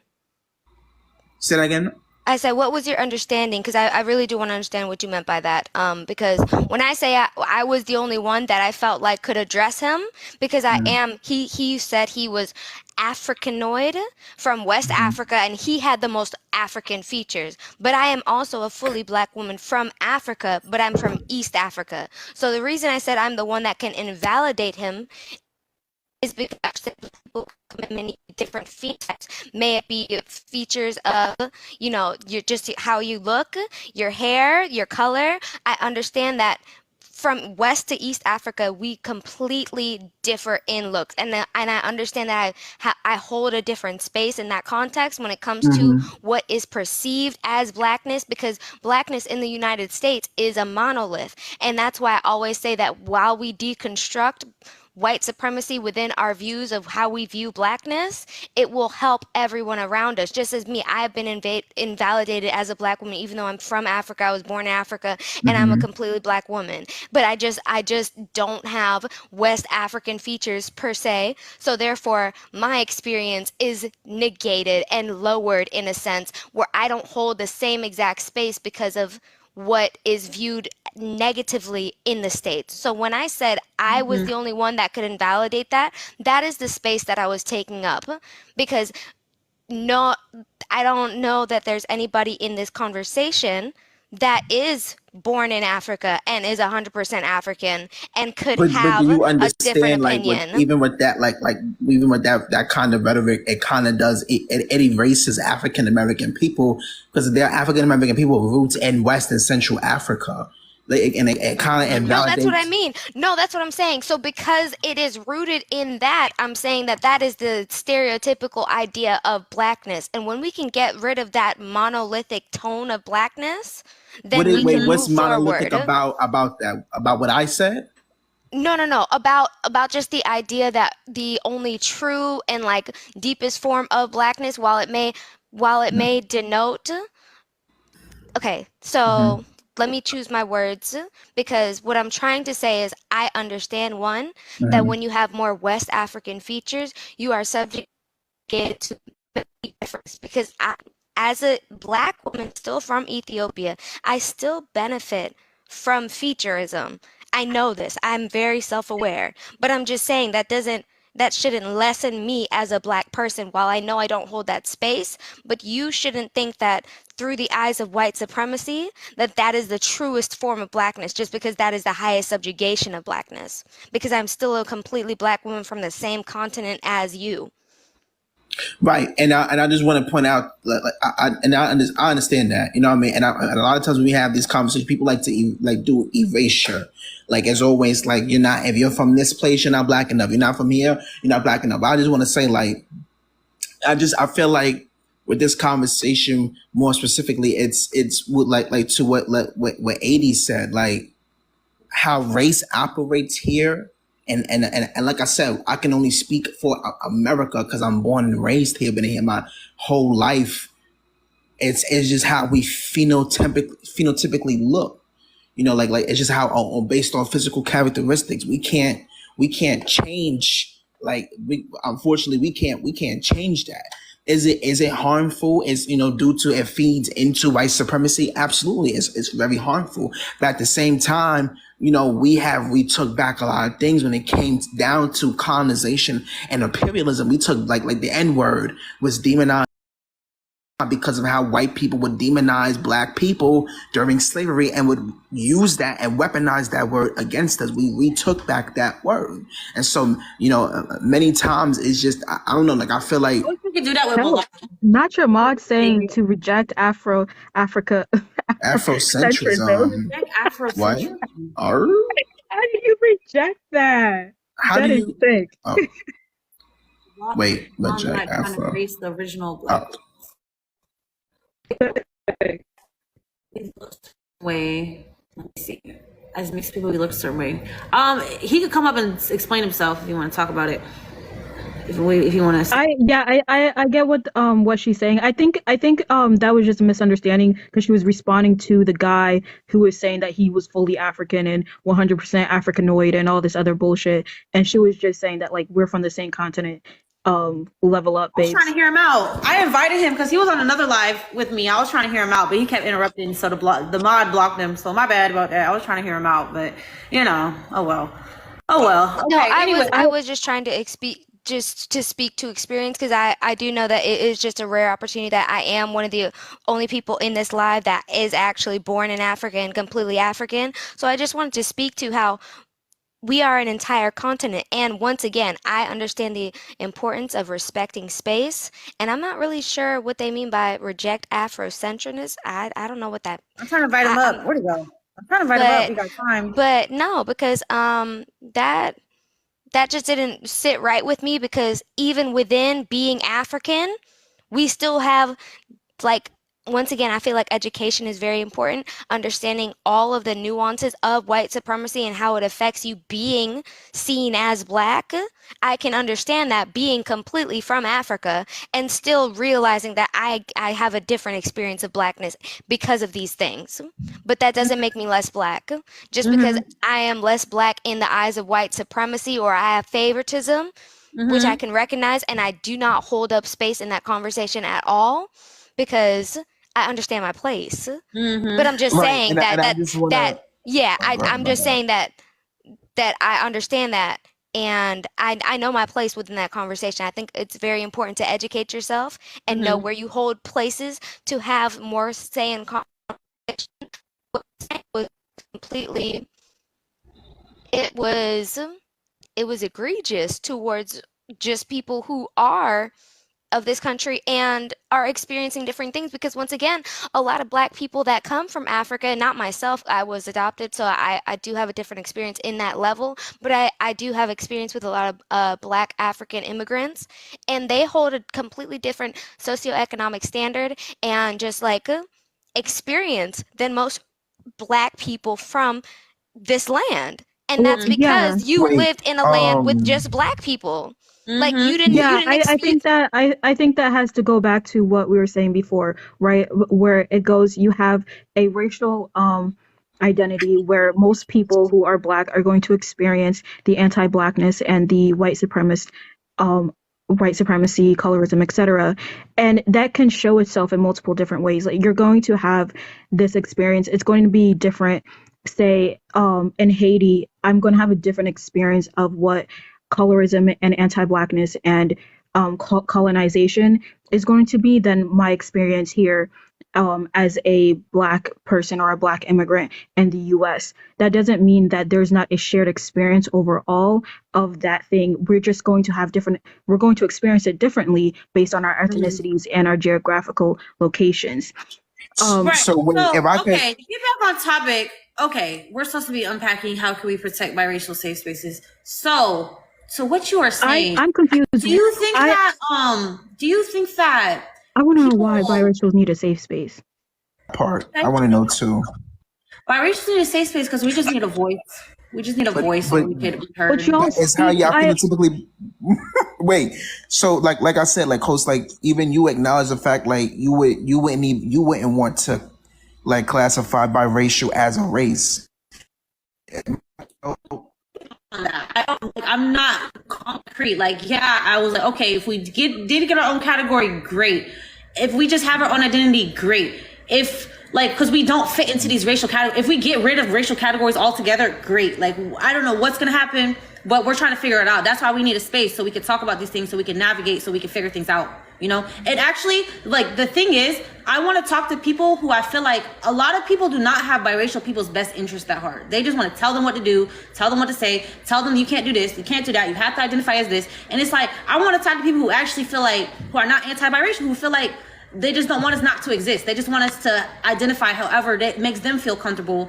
And I just want to talk to people who actually do have like biracial interests at heart, which is very rare because people aren't really, you know, we're kind of erased out of history. Like you said, it's like we're not even supposed to exist due to all these white supremacist, you know, laws and all that. So it's like, I just want to feel like I have a space where there's people in my best interest that are actually trying to help me navigate what I'm going through and what I'm doing versus just people trying to tell me what to do and what to say and what to feel and what to think and all that. So, you know, that's what I'm saying. Can I respond to that? Yeah. So I and this is going to sound really bad, but I completely disagree with you on this, and I completely disagree with the with Babe on the bottom. Because to say that biracial, definitely black and a mixture of. Do you think we need a safe space? Do you think? Look, I'm gonna change the whole conversation because I just want to talk to people who do want us to have a safe space and are gonna have ideas on how we can protect it. So who feels like we need a safe space? I will just say who is trying to disagree. I'm not trying to argue tonight. Like I want to talk to people who actually want us to have a space. I wasn't trying to argue. Like, if you disagree, I wasn't trying to argue with you. Like, I don't want to argue about it. I don't want to have to. Oh, I disagree with this. Like, no, it's not. I don't think she was trying to argue. I think she was trying to understand. I think she was trying to understand. Why you think explain like we do need our own space, we do need our own space. So biracial is not a race. Yes, but I think that within the so why it's not for you to disagree or agree with. So I'm just saying, it's not a disagreement. Biracial is not a race. That's what we're trying. I know, but we have our own identity. We don't have. Look, we don't have an identity, but we do at the same time. Like we are our own thing. We don't know what we are. We're kind of in racial limbo right here. We're trying to figure things out. That's why we need the space. Like racial we know, limbo. like we know what we are. We know what we're not. We don't have a term. We don't have all these things that were historically denied to us. So that's what I'm saying. Hey, host, how you doing? Yeah, so can I finish what I was going to say though? Can I finish what I was said, going to "Hey, say? Because I host, how wasn't you trying. doing?" I was introducing Wait, Oh, myself. hello. How really, you doing? really You quick could for the person on introduce it top. better. Huh? Really quick for the wait. Can I just Yeah, finish go what I was ahead. Go going to ahead. Go say ahead. really quick? Because I wasn't trying to argue with you at all. I was Okay. trying to get better understanding of what you were actually asking for. Because I do think that even for the people who are in here saying, "Well, why are non-biracial people talking?" Because as a, I guess, fully black person, I don't fucking know. As just a black woman, because I don't know what the fuck is monoracial, etc.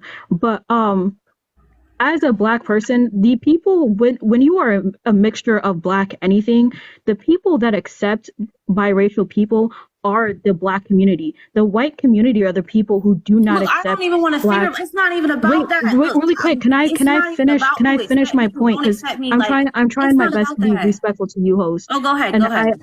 I didn't interrupt you. And so what I'm saying to that is right because throughout history, and for I don't know why we have this understanding that biracial people were getting erased within history because That's true. the people that get the most benefits within the black community are people who are lighter skin or biracial.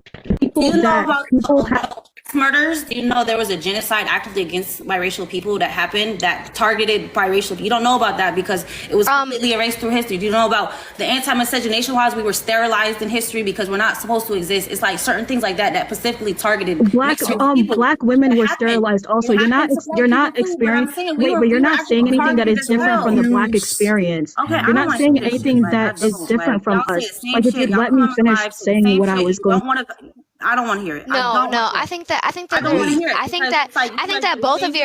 both of your points. Experience that people do not want to see. Y'all don't want to see our stories. Y'all want to just keep us. We're all the same. We're all the same. Y'all don't respect. No, we're not. And that's like viewing. And it's viewing it through the eyes of I don't see color. So I will say that this is the one time. This is the one time. This is the one time. No, Hey, because you're host, let saying me we know all when have other the people same can speak. experience. Let me know. No. She's saying it in the way that like we all experience the same thing. And All right. I don't think Sorry that's to cut true. everybody off. The person that blocked me, You're not the sorry. person that blocked me, that was very offensive because I'm a friend of the host, and you I should don't ask care. Okay, before you let's not block interrupt people. each other. You were Let's saying just. some really I'll let stupid you on out my of pocket. live. I Let's wasn't not saying interrupt each other. anything I'm out of sorry. You kept pocket. talking. Was. I wasn't saying anything out of pocket. Decorum. I'm trying to teach you young people Hold on. something. Go ahead and let Young people. Okay, wait. Hold on. Let's talk about how you speak about how you're going to talk to us. I'm trying to teach you young people something. You are uneducated. I know more than you. I am No, more you don't know knowledgeable. more than me. No. That's double what. your But age. no, I'm I'm trying to double your teach you age. young people something. I'm double your age, and I have many, And many, how old many are years you? of How old experience. are you? Duel. Please. Come on. Let her talk. I'm trying to let her talk. Because all I was gonna say is I think that there was just a miscommunication between her and Aifa. I think there It's the was just a same thing. I keep hearing the same thing. Oh, you didn't experience anything different. It's like we do have a unique experience that people don't want to see. There are different experiences, but I think that once again we have to think critically. I think that thinking critically is the only way that we will ever Hey, be able share to the solve. stage. Huh? Share the stage. I feel like it was a good opportunity. No. But Can I anyway, please speak now? what I was saying. What Can I I was please speak saying. now? No, you can't because you've been speaking out. But Let all her I was speak. gonna Let say her is speak. all I Can was I gonna please say. speak now? No, you can't. You can speak Yes, I now, but can. It's not I your will talk live. over you. It's not your So live. thank you. Let her Am I lying? run. Got you. So I understand that, and it makes sense from the personality you've showed. But all I was going to say is that there are many nuances of blackness and intersectionality. There There black is men. not. Nope. There is So people different use that. No, sectionalities people use of that blackness. intersectionality. Sorry, go ahead. No. I was just gonna say that there is different intersectionalities of blackness, being a black woman, being a mixed woman, being a Yes. black immigrant, being There is not. there is very, and you know what? And if you can't see those deviations of how that would create a different experience for somebody, The world is a very then you simple don't. world. No, It's only you know what? complicated when you make it complicated. Nah, let It's me say only something. But it's complicated. like people. It's only complicated when you fail to look at the differences The and you world fail is a to really very simple No. world. When It's you only fail, complicated when you make it complicated. Oh my God, No. dual. Let people come on. But I just think that there's many levels and many things of different spaces where you are allowed to speak in, and that what you are allowed to speak on. I think that you should always allow space for people that have a different multi-complex dimensional experiences. I'm sorry, we're not all just one face like you. Most of us are multi-dimensional human beings, and therefore we hold space and that may be racial, that may be women, that may be disabled, that may be gay, that it may be a lot of things, but there are a lot of things that contribute to people having a different experience than you. And the fact you can't recognize that is very telling on the level of capacity of understanding and emotional intelligence that you have. And when you cannot recognize that, you cannot hold space in a conversation like this. Thank you. That's just all I'm gonna say. That's all I'm gonna say. No, go ahead. Do your monologue. She's spoken out of the book of the liberal. She's speaking out of the book of the leftist liberal ideology. Fine, we'll accept that. Let me teach you what the real world is about. Ideology, as in. Let me teach you what the real world is about. The real world is about. Do you want to listen to what the real world is about? No, let him speak. Let him talk. Let him talk. What you got to say? Go ahead. Go ahead. So the real world is about communities, right? Mm-hmm. And what we all struggle with is access to the different communities in the real world. Now, what you guys conflate is your familial upbringing with what the real world is, right? Now, I feel for you if you had a poor familial upbringing, right? That means, maybe the two parents had issues. It wasn't, a marriage based on love or whatever. It was mainly based on some kink or whatever, right? So you create these people that are between two worlds, and they're trying to figure out where they fit in between these two worlds. That's understandable, right? Most people with compassion would understand that you don't know where you fit in exactly, and you're trying to find your way in the world. That's fine. But the world itself still has a certain structure, and that structure is of community, right? So you have people who are purely one community with certain customs, and they want to preserve those customs, right? And they're not, some cannot.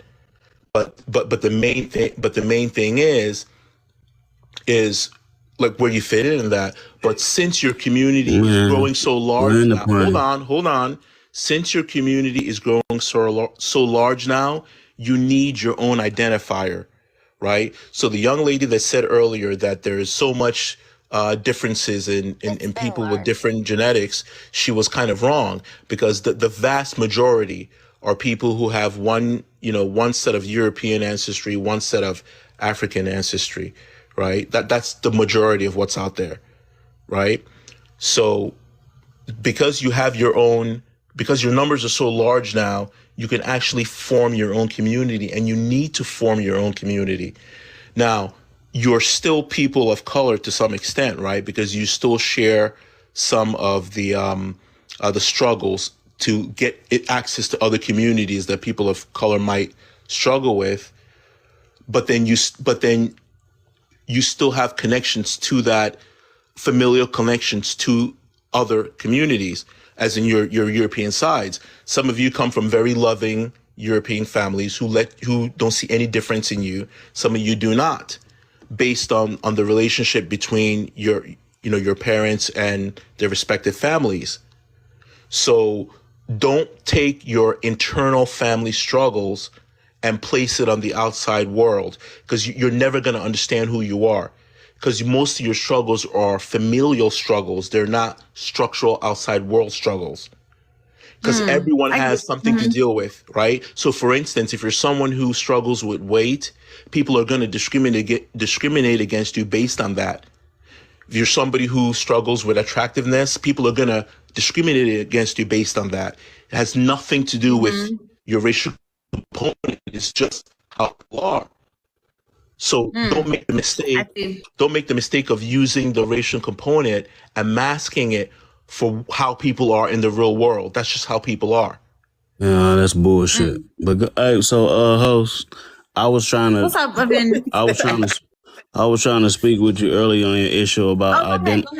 having your own identity, because I've made videos and content about. I hear people saying you ain't black enough or you look. I get it.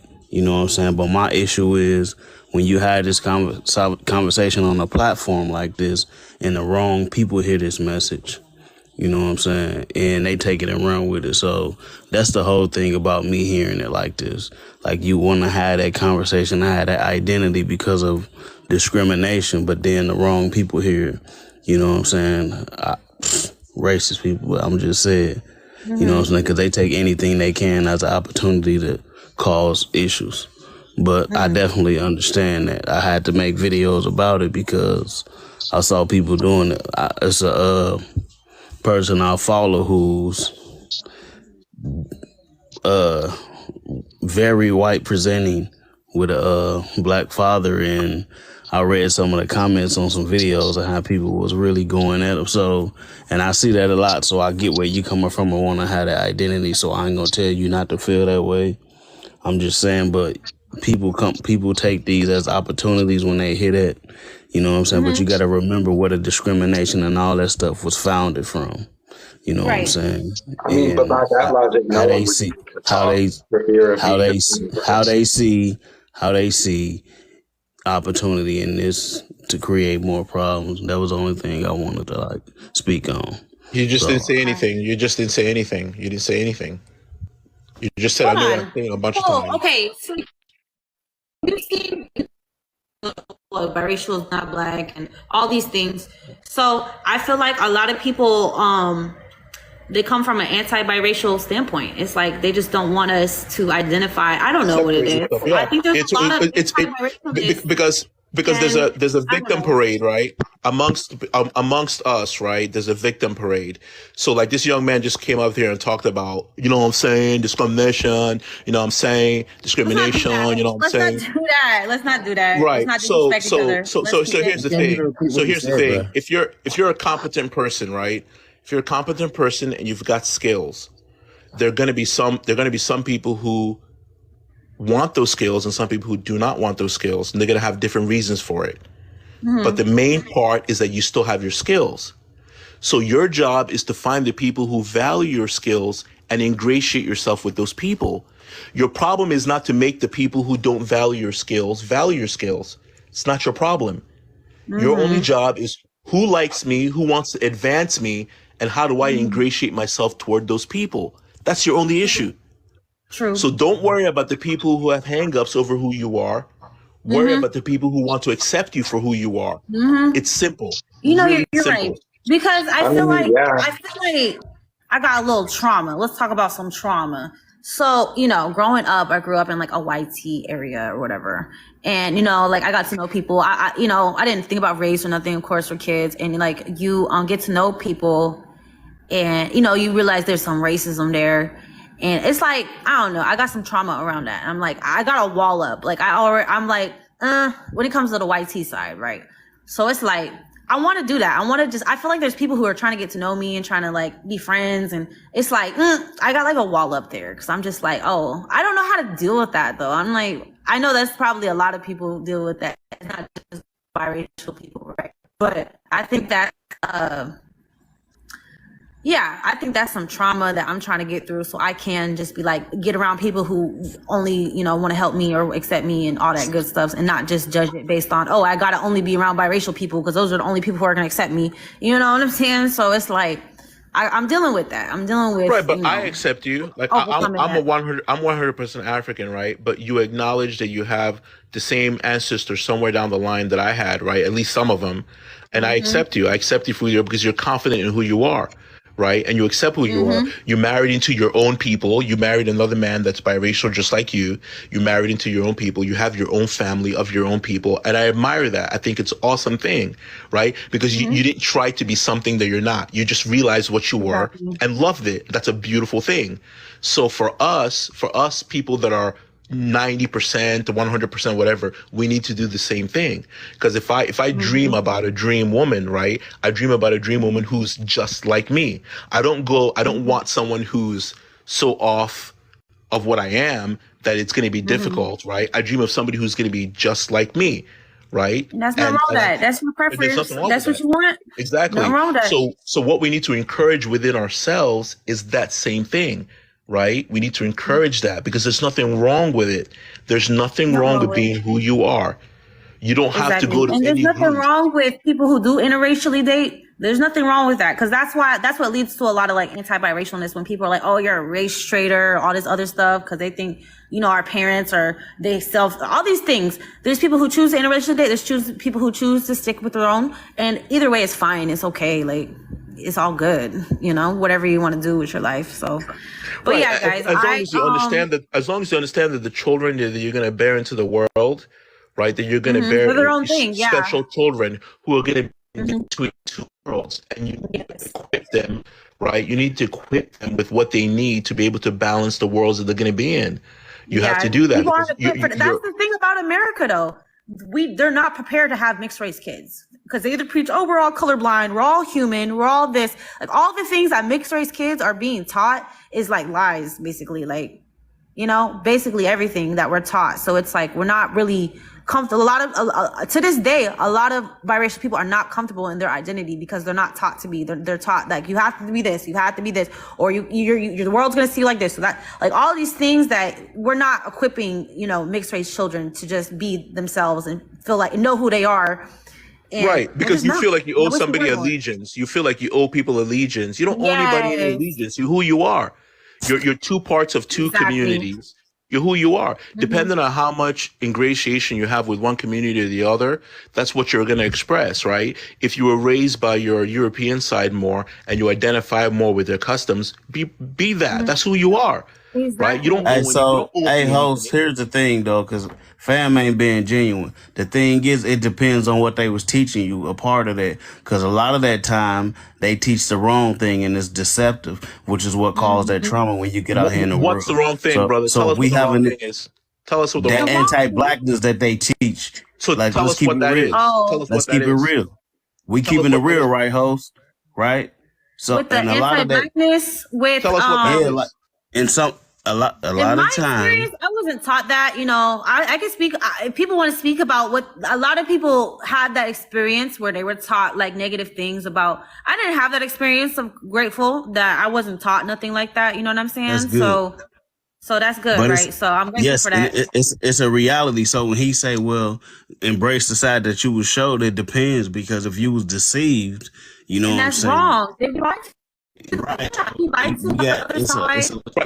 us the deception. Don't just say the deceived. Tell us what the deception is. What is the deception? We know what the deception is, man. Tell us what it is. That happens. Like, oh, you know, they teach about what like blackness is. It's like if they view it in a negative light and they pass that to their kids, like, oh, like, you know what I'm saying? It's weird. It's weird. It's a very weird thing. But yeah, that does happen. Like somebody's racist parent is like, I don't know. I don't know how that happens. Like it fathoms, like, how can you be racist but still create a child with that same race? Like that makes no sense to me whatsoever, but it happens and it's weird, but it's a thing. But I thought this live was going to be uplifting. I know. I tried, guys. I'm sorry. I failed you guys tonight. I feel like I got off topic. Okay. Can we, I want to ask a question. So whenever I have a biracial space, it always turns about, the conversation always goes to like, oh, anti-blackness. That's why I was like, let's unpack anti-biracialness, because I really wanted to, I understand anti-blackness. There's a billion spaces that talk about that, you know? So that's why I wanted to keep it focused on like us, like I wanted to, this is a biracial centered space that I wanted. You don't owe us anything. You don't owe us anything. You don't owe us anything. But I always feel like, I don't know, that's what happens in our spaces a lot of time. Our voice is always, you know, I don't discriminate. I let anybody into the space. Like, I'm not gonna, it's not just like anybody could talk, but the conversation always goes to like colorism, anti-blackness. And it's like, I feel like our experiences are always like reduced down to that. And it's like, there's nothing else that people could see beyond, oh, you know, you all you owe yourself, all you owe your house. Our voices be drowned out. All you owe yourself is happiness. House, all you owe yourself is happiness. You don't owe us anything. We'll be just fine. Stop feeling like you owe us anything. You don't owe us anything. You don't owe us anything. You owe health and happiness. You don't have to associate yourself with us. right? You don't have to beat us down, right? I agree with that. You don't have to beat us down, but you don't owe us anything, right? If you like, it was a magazine I picked up. It said the 10 most beautiful, black women in the world. I was scrolling through this magazine. It was just full of people who were biracial, and I was like, well, this doesn't make any sense. Yeah, these women don't look anything like my sisters. They don't look anything like my mother. Why is this what that is, right? This should be the 10 most beautiful biracial people in the world. That's what this should be. And that's right? That's why exactly what you said right there is exactly why I started identifying as biracial, because I listen to black women. My mom is a black woman, okay? So of course, I listened to them. They were like, we're being erased. Our image is being replaced with biracial women. So I thought the solution to that would be like, hey, let's identify as biracial. Like, that's the solution. So biracial could represent biracial, or whatever our term is, mulatto, Euro, Afrik, whatever we come to consensus on that we agree would be a correct identifier for us. We could represent that. And then black women who are truly black women could represent themselves. And that would be like a good solution. But everyone's talking about, oh, you're trying to divide and segregate. And it's like, no, I'm trying to make sure there's no erasure of both of our communities. Like, that's really the intention of that is, of both of our images, and making sure that, the black image is not erased. So that's really, it's not about, it's actually, I was trying to come up with a solution for a problem, but it's like nobody really want to do that. Nobody really want to. I don't know. It just seemed like it's not supported whatsoever. Right. That we 100%ers we 100%ers need to be proud in ourselves, right? There's nothing wrong with us. Nature has made us the way we are, and we need to be proud of it. We don't need anybody's help. We don't need anybody's affiliation, right? We who we are. Like what someone was talking about Barack Obama.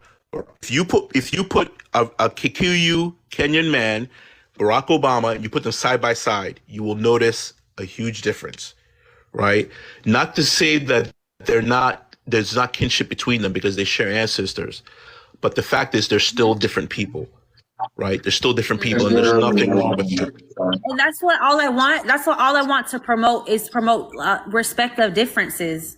Like, do you look at it, like, you come from different tribes, you respect their culture, you respect their identity, and it's like, that's what I'm asking for us. Like, I just want us to have if we do, a lot of biracial people do choose to identify as black, and I respect that. I'm not going to fight them, I'm not going to say nothing. But biracial people who do choose to identify as what they are, biracial, it's like, that's not respected whatsoever. It's like, no, you can't do that. You can't do that because we live in America, because all these reasons, the one drop rule. So, somebody tried to tell me that the one drop rule was scientific, and I was like, are you serious? Like, I had to kick them off my life. I was like, ain't nothing scientific about that. So it's like all these multitude of billions of different reasons why I can't have an identity, or I can't be different. Like, we have to all lump you all to the same to make people feel comfortable. And that's why I'm like, we got to protect biracial spaces, because people do not want us to have a voice. They don't want us to have an identity. They don't want us to have a space, because it makes people feel uncomfortable, especially other biracial people, because they are not comfortable with their identity, and they don't want to have to face their own internal anti-biracialness because they hate being biracial. They don't want to be that. So they don't want to face that shit. They don't. And it's so untalked about. Like, nobody talks about it. It's just swept under the rug. We're totally, drowned out. We're totally just not even supposed to exist in this country. So it's hard. It's a hard thing that people are always like, oh, well, you got light skin privilege, so shut the hell up.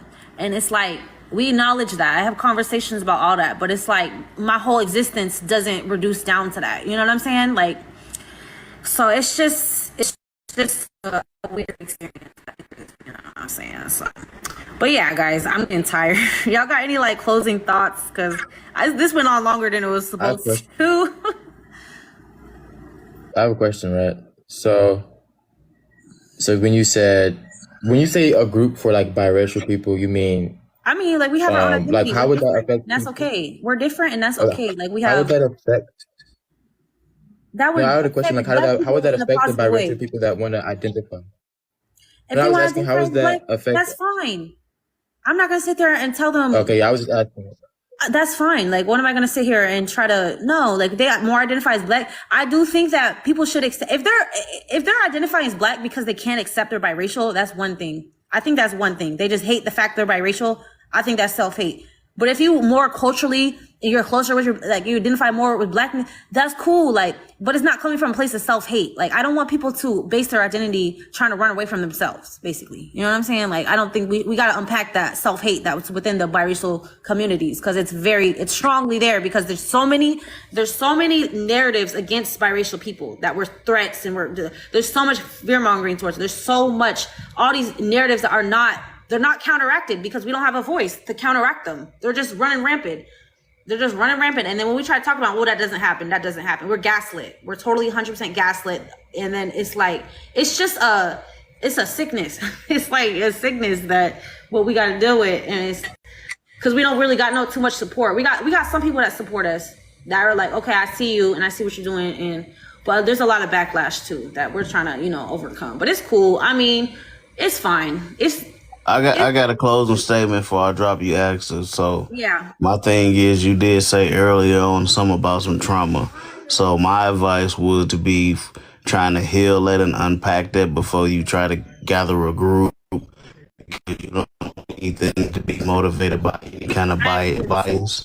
1,000,000%. So if you she's not biased because she identifies how she identifies. So anyway, like I said, you want to heal. Young she man. Said, I agree with you. I'm on a healing journey. I agree with you. Like, I've done a lot. She already said it. I'm still on my healing journey. Yeah. I'm still, I've come a long way. I've come a long way of accepting who I am. I've dealt with. It's mostly, of course, accepting my YT side. That's the one that a lot of biracial people struggle with the history and, these are opposing racial groups that have been, opposed to each other historically. So it's been hard to accept that way.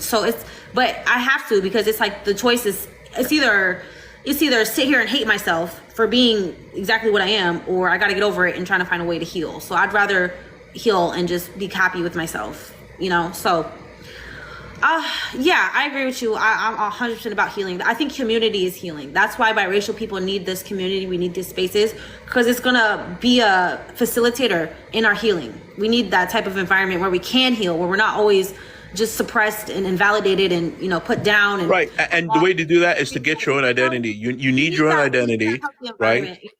You need your own identity. You're 50% of something, or you even more, 50% of something, 50% of something else, right? And that's fine. There's nothing wrong with it. I think the problem is that America is politicized this so much that you feel like politically you need to align yourself, right, exactly. with the side, right? Yeah, you don't have to politicize just for the side. Now you can have like struggles, right? Because if someone is prejudiced against you, they might be prejudiced against you for the same reasons they're prejudiced against me, right? Mm-hmm. But in the same point, they might be more accepting of you than me because you have some kind of connection to them. So you deal with both sides of it, right?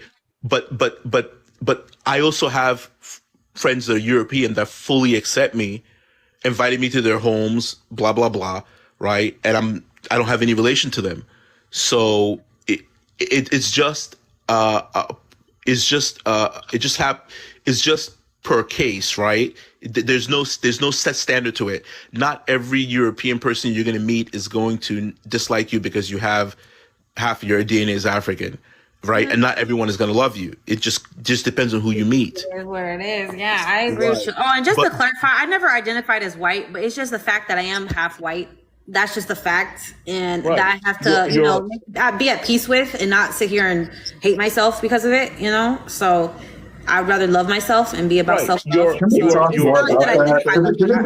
just seems like we're preaching to the choir at this point, and it's not even like in a good way. Like, it's like where it's like find an identity. Like, it's like we already know what we're mixed with. You know what I mean? Where it's just like we kind of know what we want here. Like, we're asking for a biracial space, and the reason why is because America is extremely divided. The Black community has been fractured and it's been dividing for years. Once we all leave this life, the Black community will continue to be fractured and divided.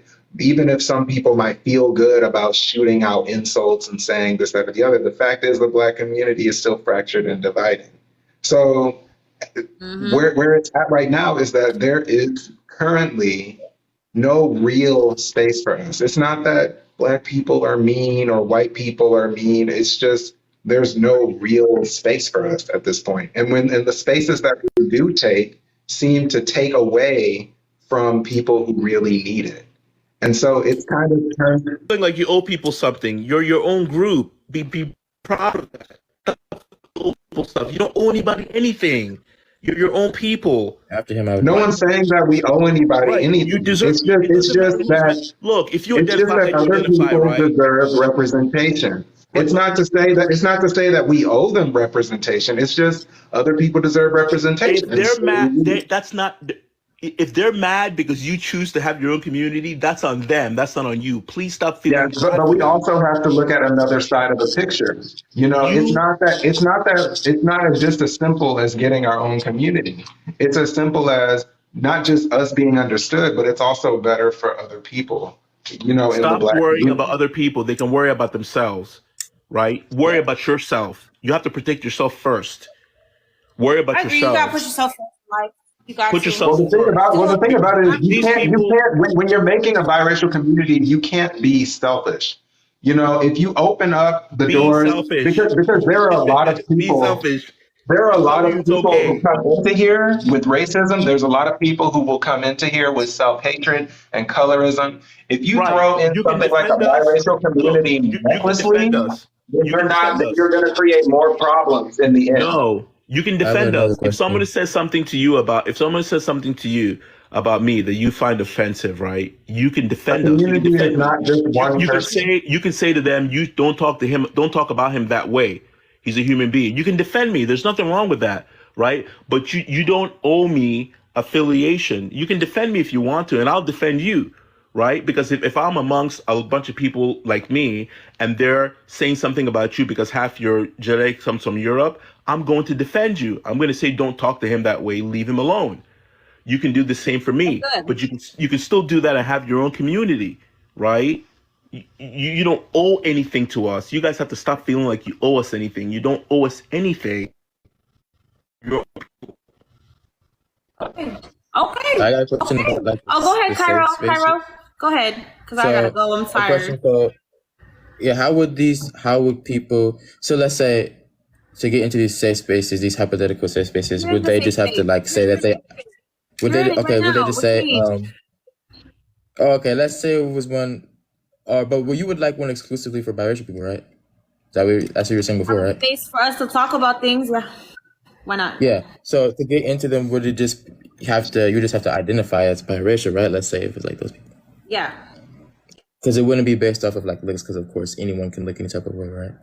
Right, exactly. It's not based off of how you look or skin color. People try to lie about these spaces and be like, oh, it's going to be only about like, no, that's a total 100% lie. Like I've always said, I know biracial. Look, my kids are all different colors. Okay.